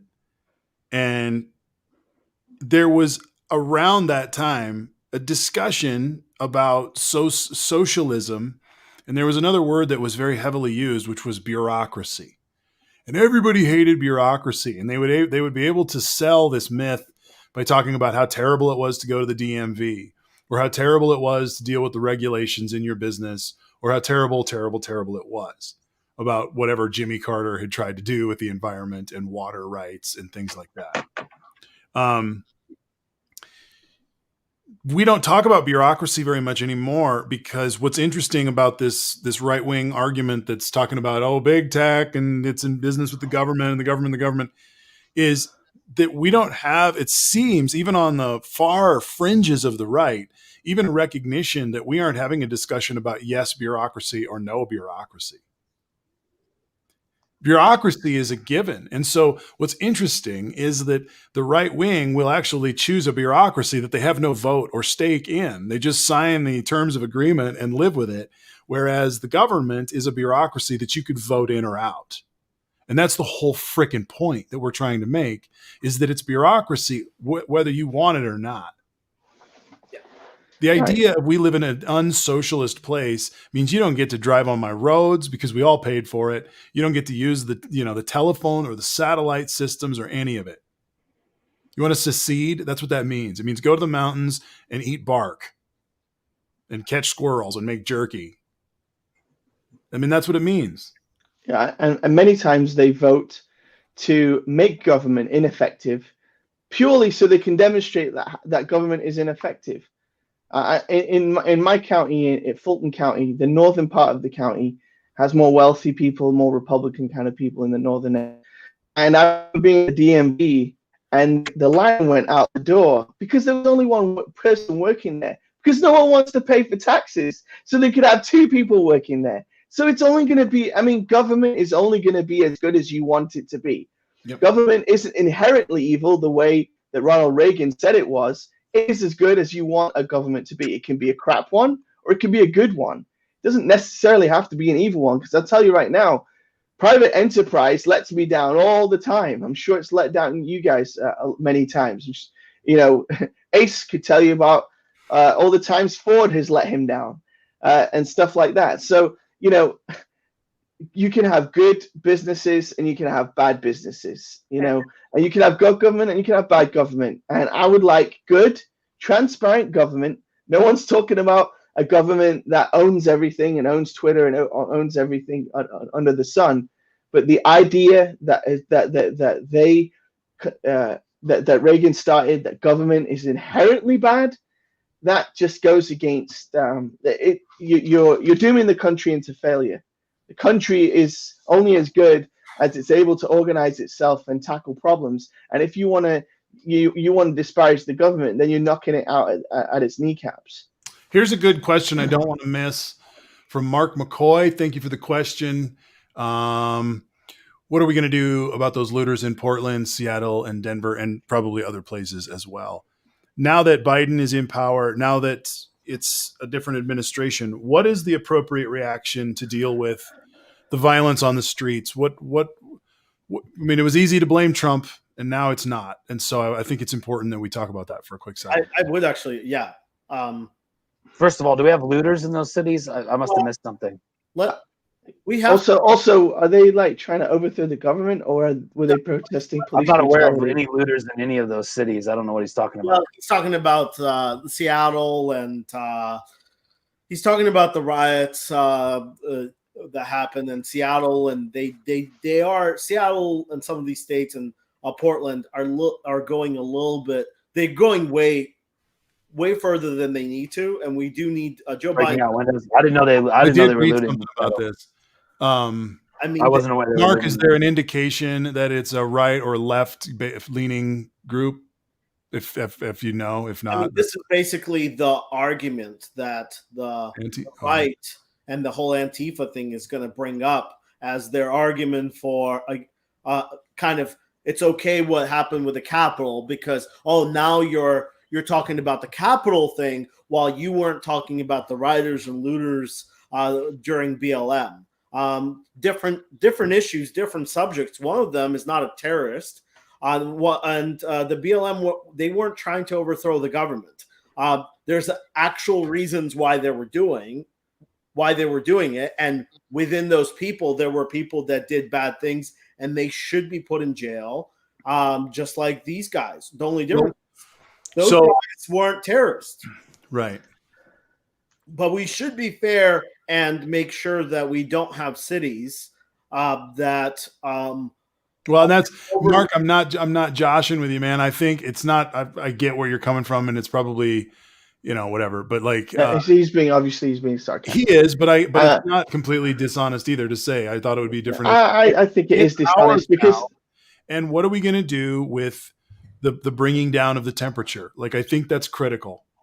I mean, sure, but it is dishonest just because there hasn't been a single riot or demonstration in the last 12 months.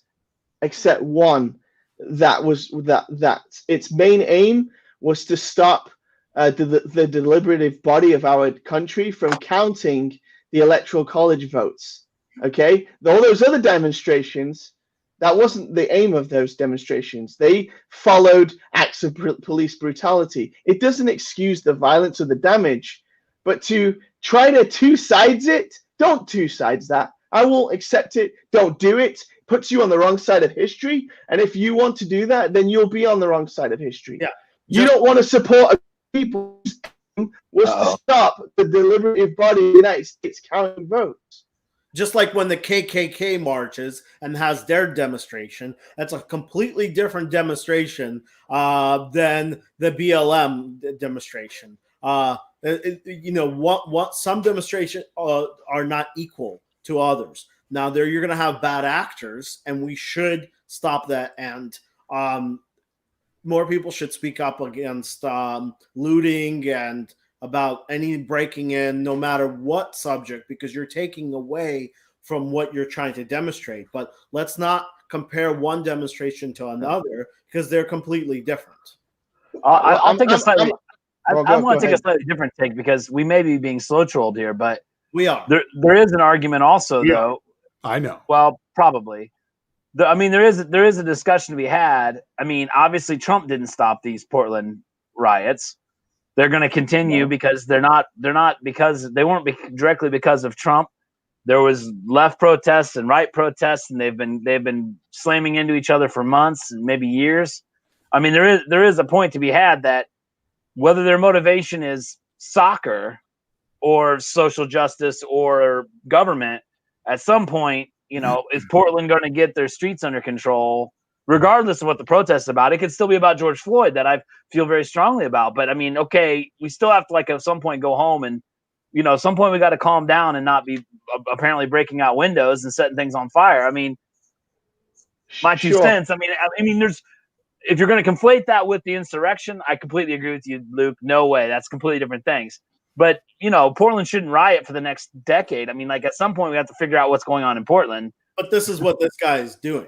That's what he's doing. That's what he's doing. I mean, at the end of the day, we can talk about the broken window at Starbucks, but I just don't think that Starbucks having a broken-in window is analogous to disrupting the government from being able to do its legislative jobs and have basically, certify our elections. I mean, it's just completely two different things. Well, and the thing that Mark also understands, and I don't know where you're at, dude, and it's all good from wherever you're at, but because we all have our own opinions.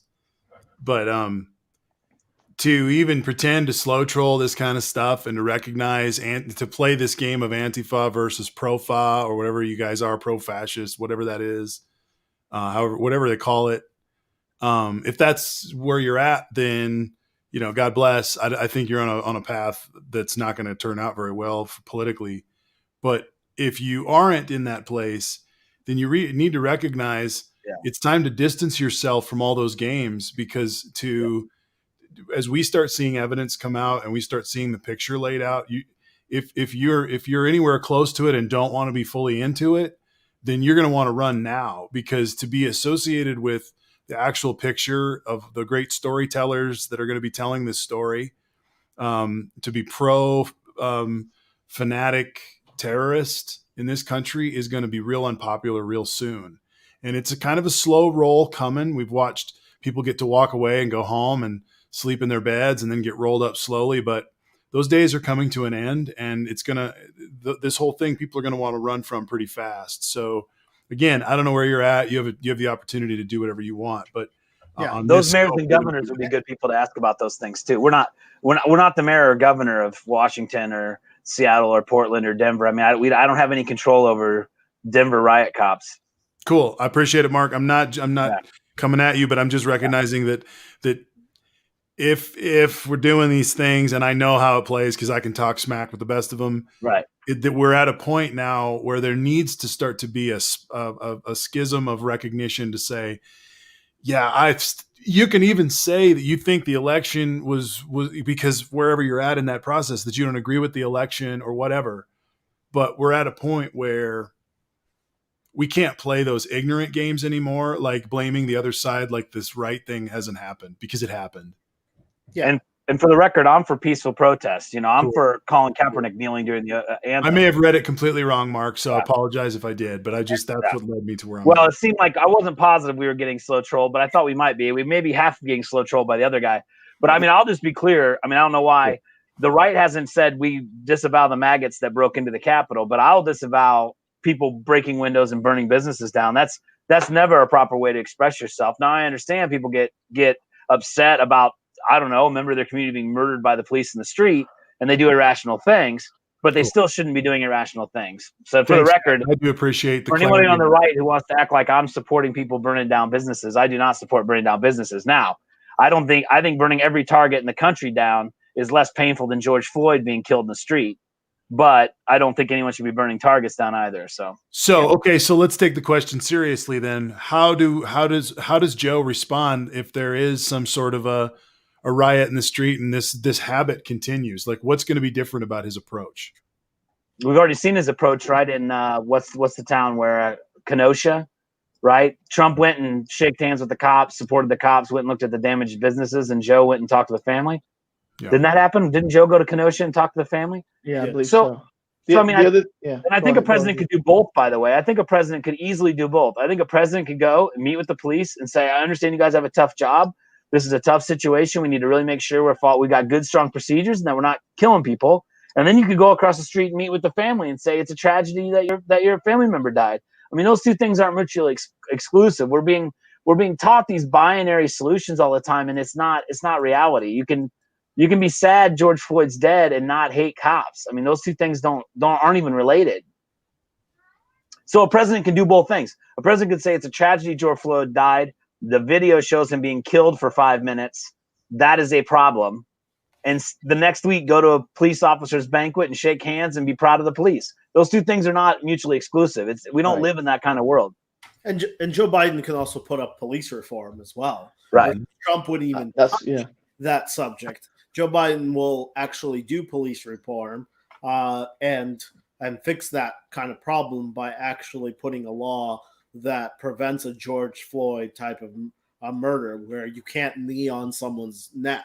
That's what Joe Biden can do, where Trump wasn't even going to touch that. And so I think that's going to be the big change when I was not comparing those two things. No. She's not. I attempted to sever those two things. I put this up because this is the right now. We dabbled into it, and if assumptions were made that were wrong, I apologize. And I can just quickly say that again, we got to do the Capitol siege. We got to name it what it is. It's a terrorist attack.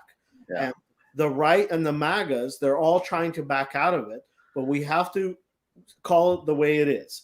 And I'll bring 9/11 back as an example. If those jihadists were doing rallies and people were showing up and they were talking about flying planes into buildings, and you were showing up and then they actually did it, you can't then just say, well, I was just listening to them, following them. I don't agree with them. No, you were part of a terrorist act.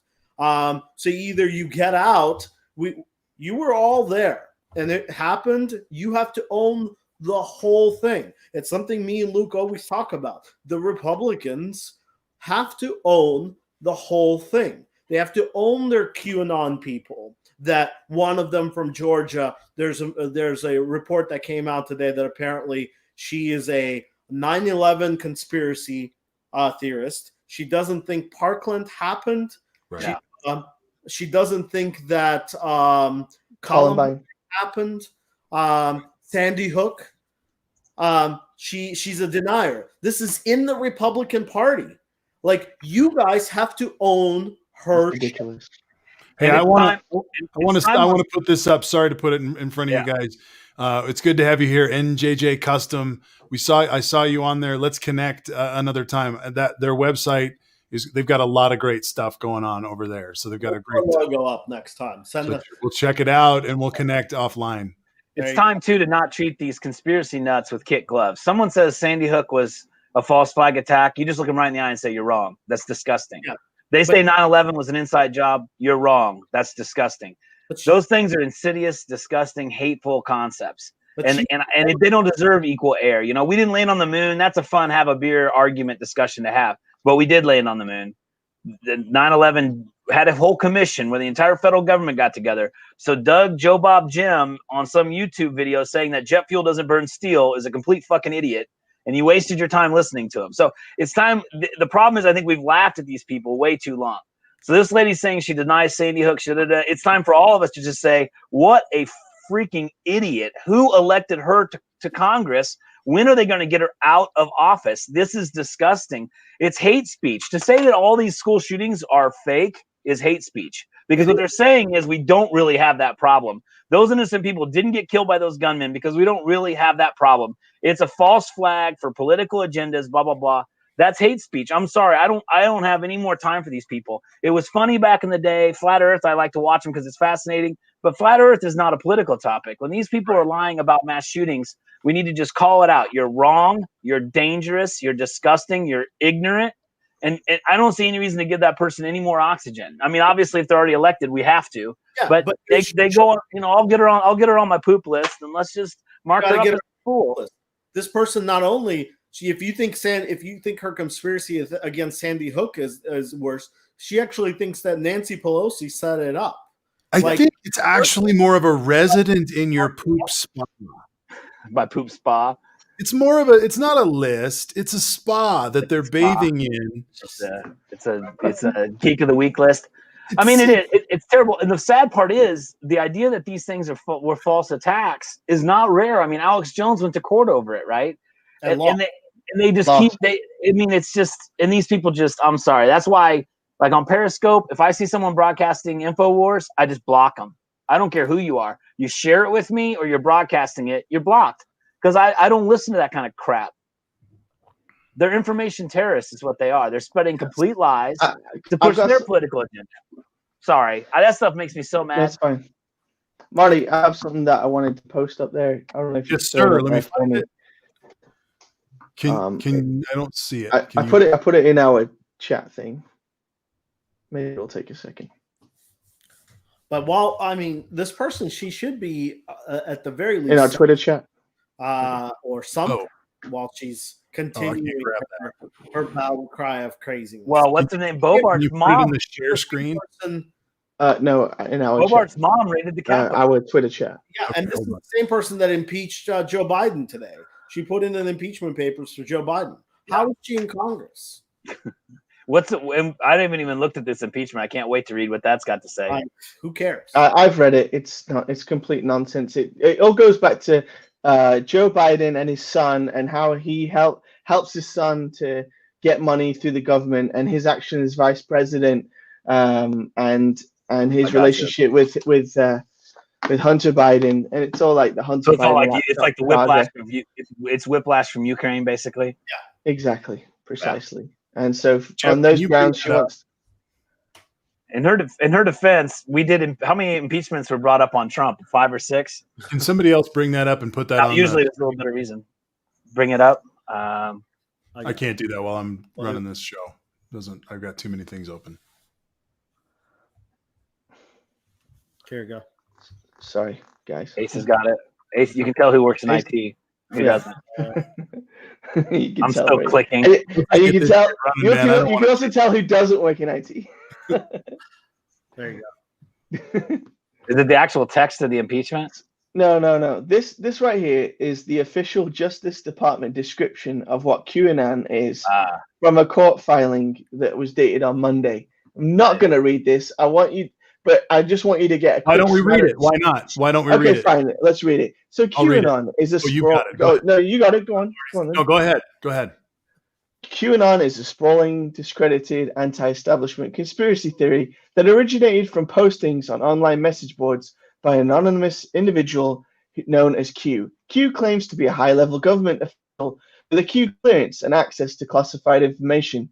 Central to the QAnon conspiracy theory is the false belief that the world is run by a cabal of Satan-worshipping pedophiles and child traffickers, allegedly largely comprised of prominent Democratic politicians, so-called deep state, government employees, journalists, and Hollywood elite, and that President Trump is secretly working with Q and others to take down the cabal. Many QAnon adherents, known as Anons, refer to themselves as digital soldiers and believe that they are engaged in an epic battle between good and evil and darkness and light. Following the November 3rd, 2020 election, many QAnon adherents began pushing false and discredited theories of massive voter fraud and that the 2020 election had been stolen from President Trump. Other prominent QAnon adherents exhorted the Anons to trust the plan, believing that President-elect Biden's victory is illusionary and part of a convoluted plan by Q and others to reveal the crimes of the cabal to the world, resulting in President Trump securing a second term. QAnon believers are waiting for two major events, which they refer to as the Storm and the Great Awakening. The Storm refers to a day of violence, which will result in mass arrests, military trials, executions of the members of the cabal. According to QAnon law, the Storm will be followed by the Great Awakening, which generally refers to the belief that the truth of the central tenets of QAnon will be revealed to the world. So the point of going through all that and showing that to everybody who maybe never spent the time to really understand what it's all about, imagine believing in all that horseshit, but then not believing in COVID. Yeah. One takes way more effort than the other. I have dead people. You can't hide dead people. That is ridiculous. And You're right. The fact that we have a member of the House of Representatives that believes in that kind of stuff, that basically undermines the United States of America. It sidelines us, it divides us. And if you want to align yourself with the powers that wish to undermine the United States government, well, you're going to find yourself on the wrong side of history. And this kind of goes like it wraps around back to what we were talking at the beginning of the show of people believing in anything and us trying to do something, not necessarily to control people or control the press, but there has to be something done to stuff like that's put out there and can actually get out of hand and put people in harm's way. And they already have a counter narrative for all the people that were arrested. The Q shaman, the guy with the big Q on his shirt that's chasing the cop up the stairs. I've already seen some of the sources from my buddy that we're not talking anymore because I've had enough. But, they have all these sources that all those people are plants and actors and all this other stuff. They've already got it all written off as it's all smoke and mirrors. And it leads really well into what I wanted to talk about, which is Occam's razor. I mean, could there have been people embedded in all these organizations for years set up to make them look bad? And then, of course that's possible. Is it not also possible that it's just straight down the front? Alex Jones, Steve Bannon, Donald Trump, Rudy Giuliani, all these people just fed raw meat to a bunch of people that liked raw meat, and they got out of, the monster got off the leash. And then you had people that took 30 minutes to break into the Capitol, stormed onto the floor and thought there were going to be Congress people there. Yeah. I mean, you've got some real winners in this movement, I'll tell you what. But luckily they had a horrible plan, and luckily they failed. Because, just imagine if they had been successful. Imagine if they had been the security guards on the floor and just locked the doors and held the Senate hostage. If they had actual intelligence, we'd already be screwed. So, the Q thing, I'll tell you what, I've talked to my friend about it. It gets crazy. They get into Canaanites and pedophiles and the Eye of Ra, because all these world leaders show up with black eyes, and they claim that that's the New World Order beating them back into submission or something. I mean, it just goes on and on and on. And when you do something like, why does Mitch McConnell have a black eye? Probably the Eye of Ra. Even though he's a Republican, like, yeah, he's probably got snapped back in line so it's just like, with doctors and in medicine, Luke's probably heard this, if you hear hooves, you think horse, not zebra, because it's not going to be like house. You're not going to find that person has a brain parasite. The person that's having seizures has epilepsy, or they're having diabetic seizures, or they're having these common problems. They're not going to have this random one. But QAnon people, they hear hooves and they think it's a Pegasus, and you try and group them in and say, well, it's either a horse or a zebra or a cow. Like, we have to be reasonable. They're just like, no, Pegasus. It just flies over and it lands and it takes things up. And you're just like, how do you argue with someone who just breaks the fifth wall down you corner them in and they just dig a hole? It's just ludicrous. You cannot have a logical conversation with these people because they have faith in Q and faith in Donald Trump that is godlike, and they won't be hemmed in by reality. They just won't. They talk about 4D chess. Has anyone seen Donald Trump play depending on how you define it, 2D chess. I mean, I don't think Donald Trump can play 2D chess, and they're claiming he's playing 4D chess. Well, where is that game played out? And now that it's even failed, although I've heard one of the original guys now put out today that he's done and we're all going to move on now. I assume that's we'll see what happens. Yeah. I assume that was under the threat of the FBI, quite frankly. But it's just none of their predictions have come true. Not one of them, none of them, and they just constantly fail. And they just keep slinging this stuff, and it's just I don't know what we're going to do with them. People crying on TikTok, God save us, that somebody's crying about a new flag. What is she even talking about? Like people are they're out of it, man. Yeah, it's like Ace and I always say. Q is the worst Nostradamus ever. Nothing he's ever predicted has ever come to pass. And you would think that people would eventually give up. If you met a guy who was supposed to be feeding you tips on which horse to bet on, every damn horse loses, when do you just be like, you know what? I don't want your tips anymore. I've lost too much money. You let them go. But these guys are like, it didn't win. No, it's because it's the next horse. Sorry. Okay, I'll do the next one again. They just keep going and going and going. I mean, oh my God. When are you going to learn? Yeah. Go on. When the election lost, then the Supreme Court didn't even listen to it. Then the Electoral College went through. One of our friends in the comments shared a video. They were saying there's going to be the emergency alert system was going to give us instructions of how to, I guess, start the storm. Hearing that document. So I mean, they were moving the goalposts all the way past, and now they've even said the inauguration's fake. Like you heard, it's all a trap. They're all trying to trap Biden in the truth, and then they'll come back around the backside. Trump will come charging up out of the basement or something. I mean, it's just. Again, it's like you can't nail Jello to the wall. We're concrete. We're sheets of paper. You can nail us to the wall because we have beliefs and we believe in the physical world.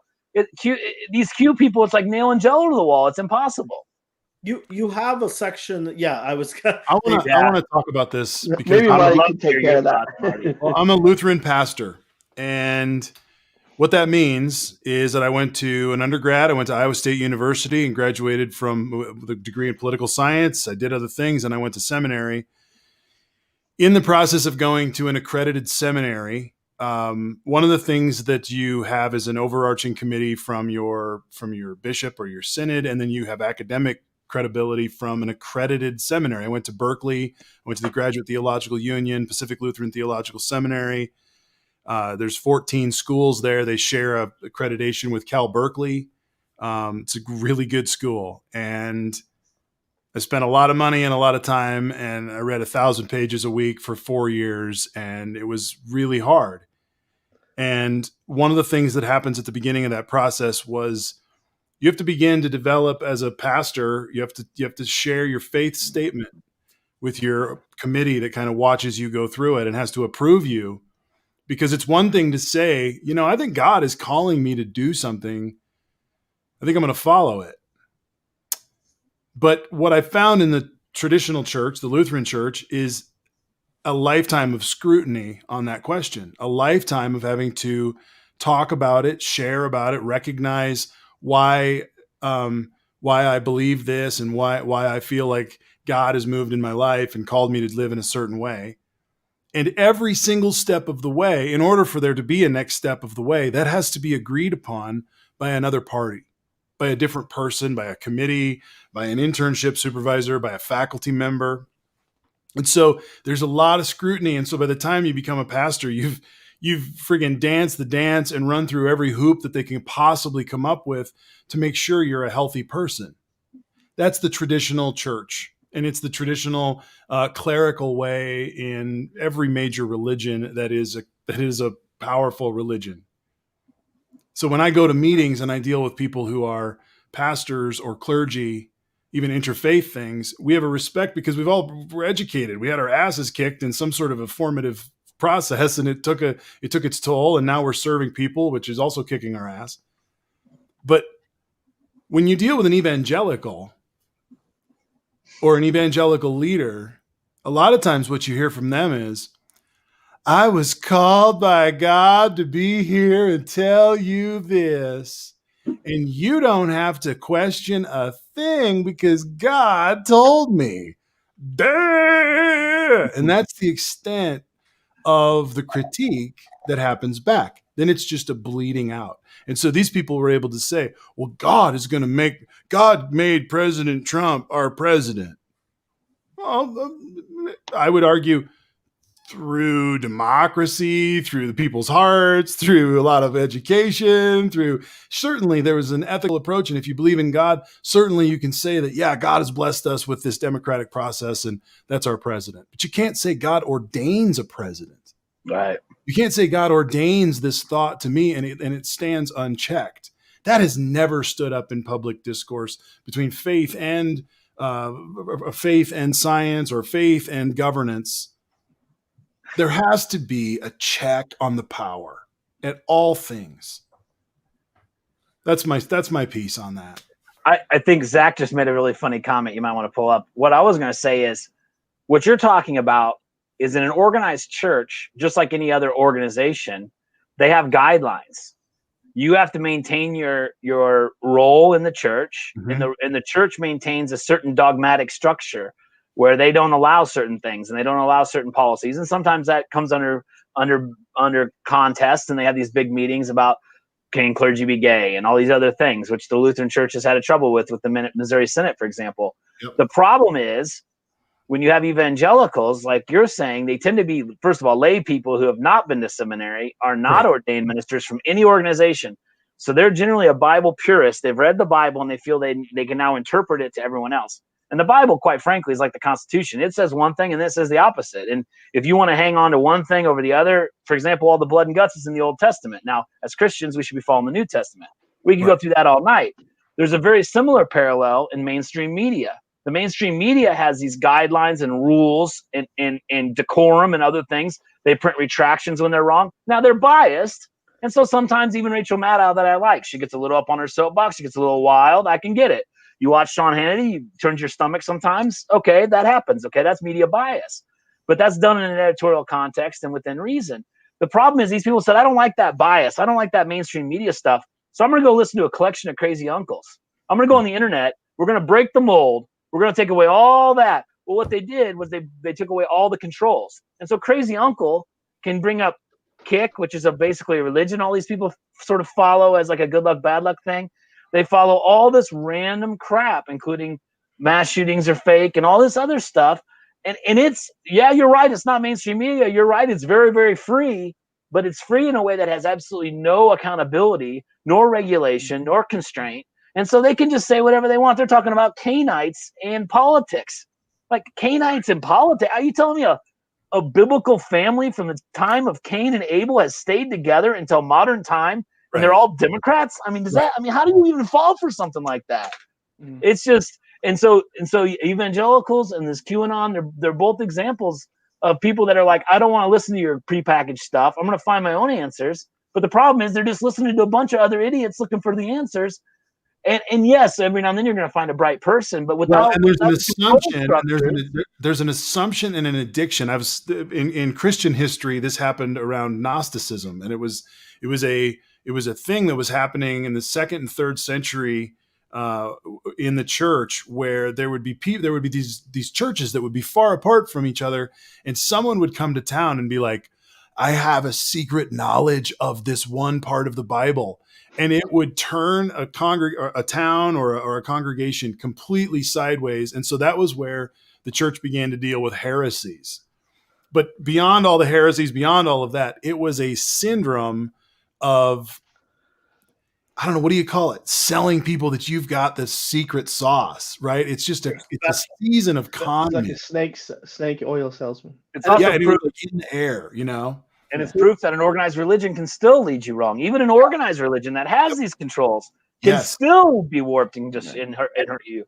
And then also, if you anoint someone and you say this, God chose this person, then you give that person so much legitimacy. Yeah, so he can do whatever, and you have to keep on sticking with that person. Right. Now you have put out there that God chose this person, and anything that person does, this is the difference between us and the MAGA people.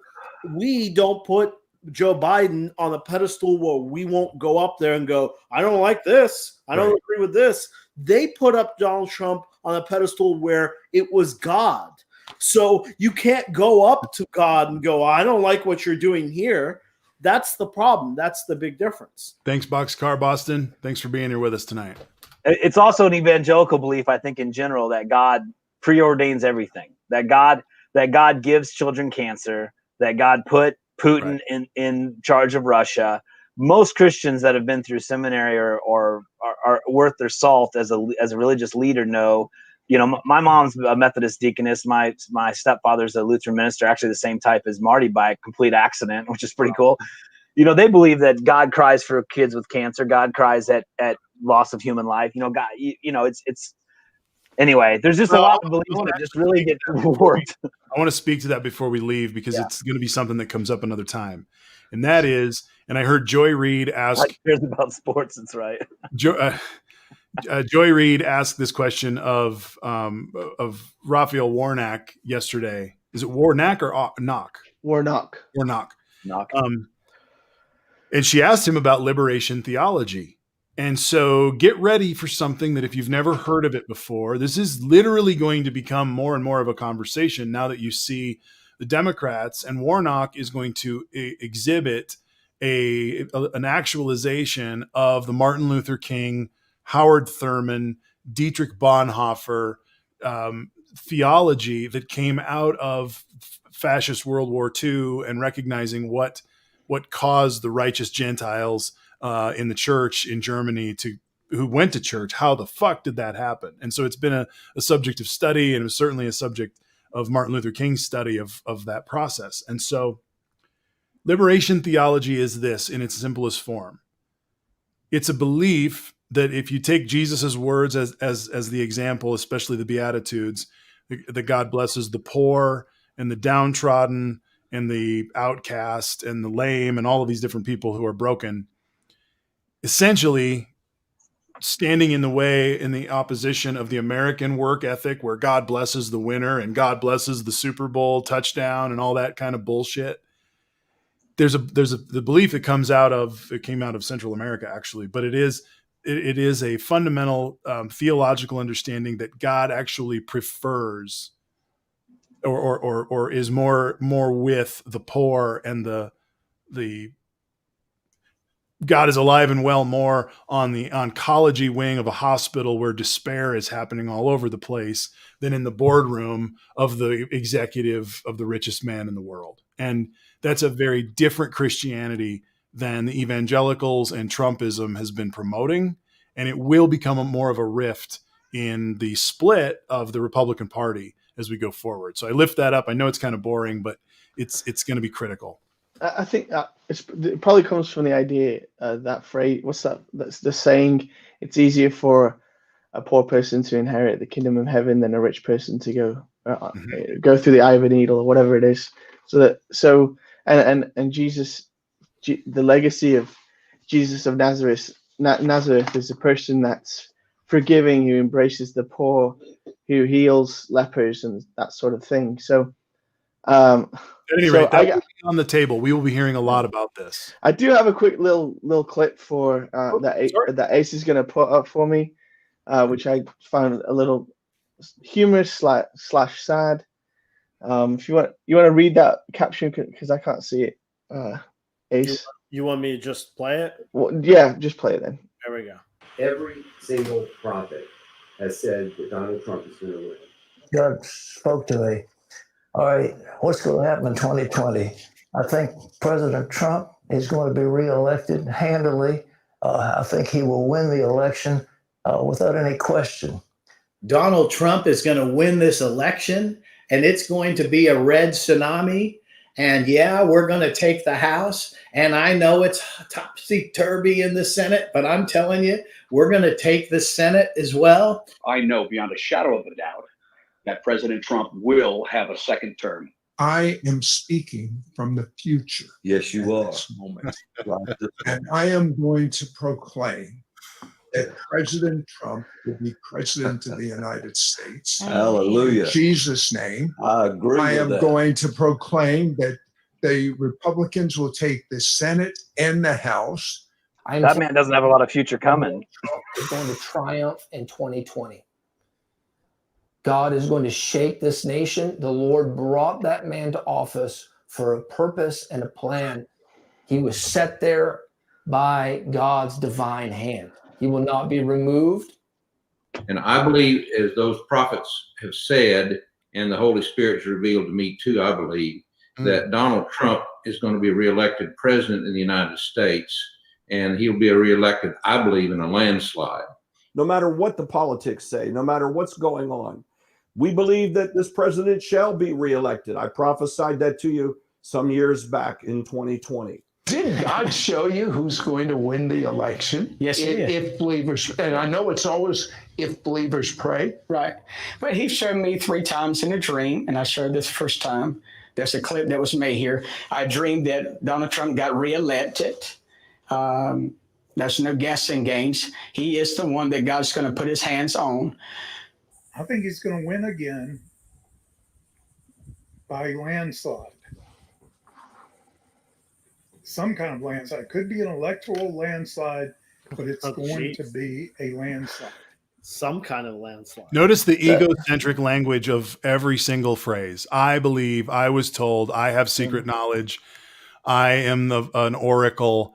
And that is literally part of the way that they approach a piece of scripture as well. Yeah. It's, I have to see the friggin' hidden meaning in it, and I'm the only one who's going to be able to see it, rather than approaching it as, you know, something different than that.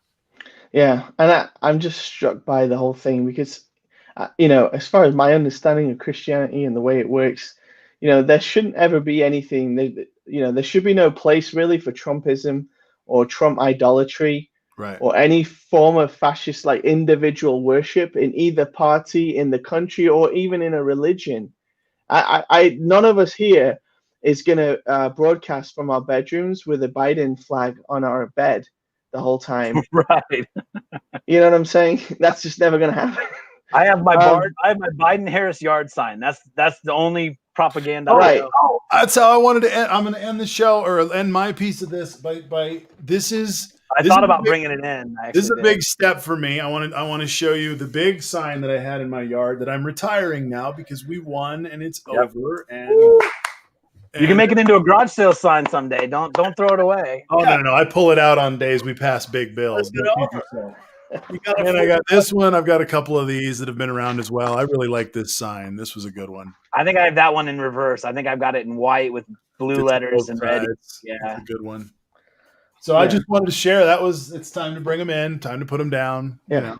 Yeah. I'm not into the idolatry stuff. And I just feel like at the end of the day, it should be just like, you know, like this, like if you were listening to the inaugural address, and honestly, it's not unique to Joe Biden. It's been said in other inaugural addresses of the past, certainly not in the last president's, but you know, it's over. We're done. We have a winner. So let's get around the new guy and move the hell forward as Americans. Yeah. And usually that president usually says, and I'm going to be a president to all of you, even those that didn't vote for me. And then we all hold hands and go into the sunlight. I wish it could be that way, but you know, idolatry, it just doesn't make sense to me in the terms of, you know, these are the tenets of totalitarianism. Yep. And in America, it rejects that. We literally decide to, you know, this country decided to have a form of government where there wouldn't be a king or someone that was better than everybody else. That was the whole point. So yeah, I don't get how it fits in or how people are able to justify it, either from a religious perspective or even from an American constitutional perspective. Well, last thoughts. Let's wrap it up here. I'll give you my random rant, and then we'll do some maybe predictions. Cool. If you do not want to take the vaccine, it's up to you. You should, but I'm not going to make you. Here's what you shouldn't do. I've taken the vaccine. I'm about to get my second dose. Please do not tell a person that's taking a vaccine why you're not taking a vaccine. Keep that to yourself, okay? Here's an example of something I've heard like 15 times in the last 2 weeks. I've told people I've taken the vaccine. Right. I've been told that basically I am a test dummy for them. that, well, I'm going to wait for a couple of years to see how others work out. If we start having a lot of other people die, then I'll back out. Please do not tell other people that have taken the vaccine that they are your test monkey, and good luck with that. Maybe you should, I'm not saying I'm a hero, but maybe you should thank them, because if people decided not to take all the other vaccines in the past, we'd probably have polio and all kinds of other diseases that we vaccinate against. So people that are in the front lines that are taking the vaccine, we know there's a risk.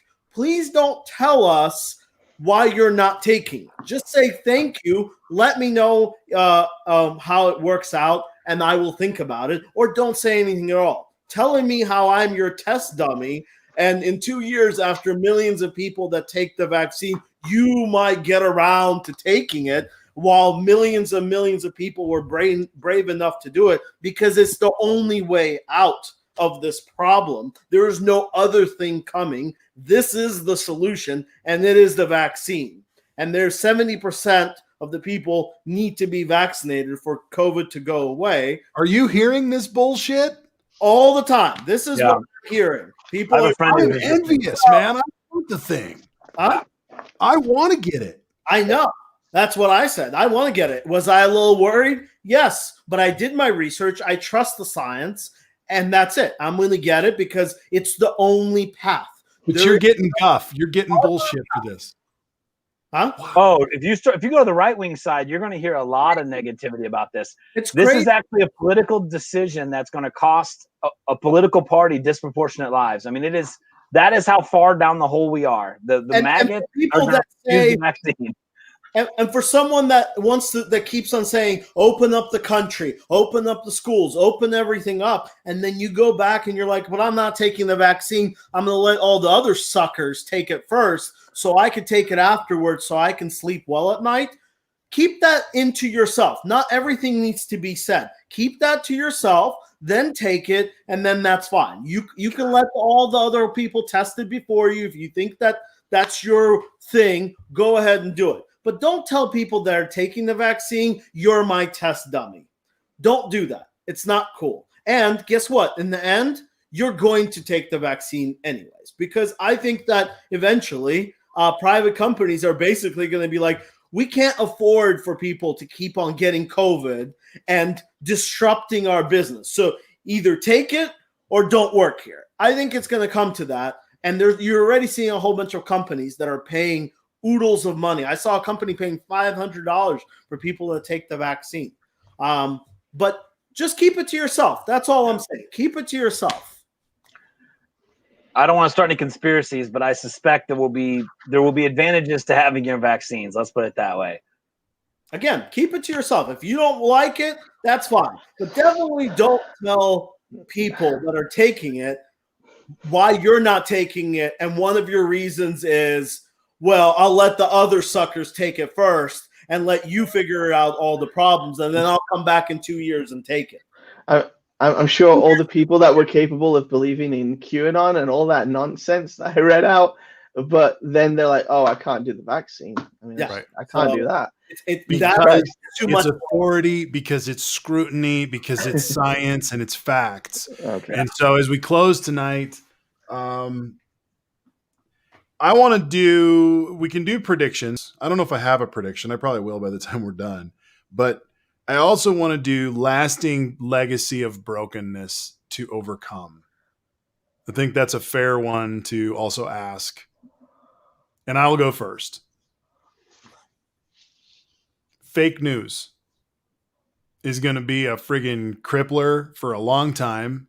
It gets into all of this stuff we've talked about tonight because it deals with legitimacy. It deals with whether or not we believe in the information that we have, how we process the information, and where we source it from. So that's kind of my lasting legacy of changing the guard here. My lasting legacy is one side of the political party thinking that they want new blood, unexperienced people, unexperienced in everything, by the way, to come in and run the government, the biggest entity in United States, the most powerful thing. They want unexperienced people in everything to come in and run it, and then they tell us that's the way to get ahead. And and you could see that happening already. QAnon people. I mean, how did this QAnon person? How did someone that has a conspiracy theory against 9/11 and Sandy Hook even remotely get into public and get elected? It's ridiculous. But this is the thing. Well, I guess I would just quickly say, we had the Klan and all this crazy kind of stuff in the 60s, and then certainly something changed in the last 4 years, and suddenly it became okay to go out with tiki torches and say that Jews won't replace us and all this kind of stuff. And basically what it did was it made it okay. It made it okay to say, oh, there was good people on both sides. Or, it's okay to be an American radical extremist or whatever. It's going to take a long time, sadly, to put that back in the bottle or back in the tube or wherever the hell it needs to go. It needs to go to hell. But it's a sad time that basically it's sort of made it okay to be racist. It's made it okay to say say these dark things about yourself and about how you feel about other people who are different from you, and while at the same time trying to tell everyone that it's not racist, which it's just a sad thing. So it's a kind of a sad way to end things. But what have you got, Jeff? I mean, obviously, I was basically going to say very similar. Part of what I was going to say was very similar to what Luke said. I'll just add this open war on multiculturalism. I mean, I don't see how that's defined as anything but white supremacy. I mean, I'm kind of just astonished that the head of his class at West Point, Mike Pompeo, would even think to even write something like that. I hope it ruins the rest of his damn life for saying something stupid like that. If he comes back to Kansas, I will be in front of his house at some point with a sign reminding him that he's anti-multiculturalism, and I'll round up all the multicultural friends I can find to go with me, and we will peacefully protest. I don't do anything illegal. That's part of your democracy, your rights to go speak to people. The thing I'll add to piggyback is I also think there's going to be a continued trail of chauvinism. I think there's this. It's also become cool that men are big and strong and women should not have reproductive choice, and all this. I think all this pro-life talk that seems to have resurged is really, of course, a chauvinistic argument.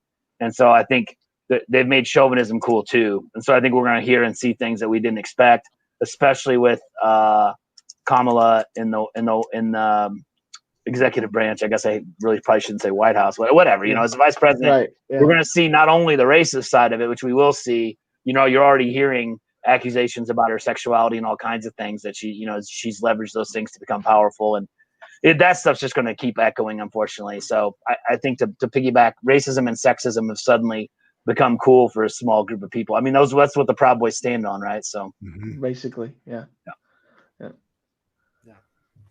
Okay. So we won. We've got this whole show was us crawling out of the hole. Sunday night, we're going to switch gears, and Zach, I believe, is going to be with us, Jeff and Ace, and we're gonna go up and down the cabinet. We're gonna spend the night doing a little bit of work on that. And so for anybody who wants to join us, that's 10 o'clock on Sunday, 10 o'clock Eastern on Sunday night. And Luke, we will see you next Thursday night for another show. Things are moving on now. We're going to be doing some different kinds of shows and different stuff as we move back over. Remember, you can catch us at AmericaHeals show at youtube.com. That's what it is, Jeff, if you want to find it over there. It's on YouTube. And then AmericaHeals show at gmail.com is also how you can email us and connect with the show if you'd like to, outside of this Heals_America on Twitter as well. So we want to connect as we can. I'd like to thank everybody for being here tonight. Before we go, because we need to leave on an optimistic note, are there any predictions for the week that are immediate coming up that we should keep our eyes open for, that you guys have caught and looked around from the comments, but also from the cast here. I don't know if I have one tonight, but let's see if there's any before we go. I think they're going to make a decision on the trial. Don't depend too much on Mitch. Mitch is going to vote no. He's going to flip the script as soon as they start the trial. Don't worry about it. On a positive side, I think that by the end of, not this week, by the end of next week, you're really going to see a huge ramp up in the vaccine distribution. There's going to be a huge, huge ramp up where we're going to start going, oh, wow, I can get the vaccine soon in a week. And it's going to be more people. I think you're going to see a huge jump. Well, the Lord God revealed to me that I'm just kidding. No, you're from the future. You went to the future. I'm from the future. You cut off the middleman. You were there. Tell us about the it. Holy Spirit filled my soul and told me that what will happen this week is my predictions are typical to the ones that I'd given before with respect to the ties between people who are actually members of the House of Representatives and the mob outside. And I think that as time wears on, it may not necessarily be next week, the FBI will have more things to reveal that ties some of those individuals more and more closely. Because some of the vitriol that I'm reading, it just sounds like you sound like you're a little too close to the subject at hand. You are very knowledgeable, and you seem to have a lot to say leading up to this. That was very revealing later on. So we'll see. Jeff, you got anything before we head out? I mean, I think Luke's right. I mean, that his prediction. I'm saying I think he's right because I think you're going to see these people when you get into the Q stuff. Not just a Republican, not even just a Trump supporter. You get into like the Q stuff, and they were so convinced of their own bigotry and their own myopic view that they honestly felt they were ethically right doing something so ethically wrong. And I think I think it's very possible that suddenly there'll be some very high level people implicated very badly. I mean, Bobart's mom was telling him where to go with the bullhorn. So I think there's huge chances. Now, how you prove Bobart knew her mom was going to do that? I mean, I don't know how you'd prove that she knew that, but I think you're right, Luke. Yeah, thanks, I predict Jeff. Luke's right. Well, I'm not really predicting. It's just what the Lord revealed to me. Oh, right. No, it's what you saw from the mountaintop. Yeah. What we saw from the mountaintop from Liz Cheney is the truth that America can heal. And it happens through the truth. And I will read this one more time as she well-versed that night that we all saw our government attacked by people from our own country. There has never been a greater betrayal by a president of the United States of his office and his oath to the Constitution. I will vote to impeach the president. Representative Liz Cheney, a Republican from Wyoming. America heals, everybody. Whoa, there we go. America heals. Thanks for being with us. Check in with us. Heals_America on Twitter. Follow us on America Heals Show at youtube.com, America Heals Show at Gmail if you want to connect with us about getting one of these or anything else. Thanks for being with us, everybody, and we'll see you on Sunday night. Take care.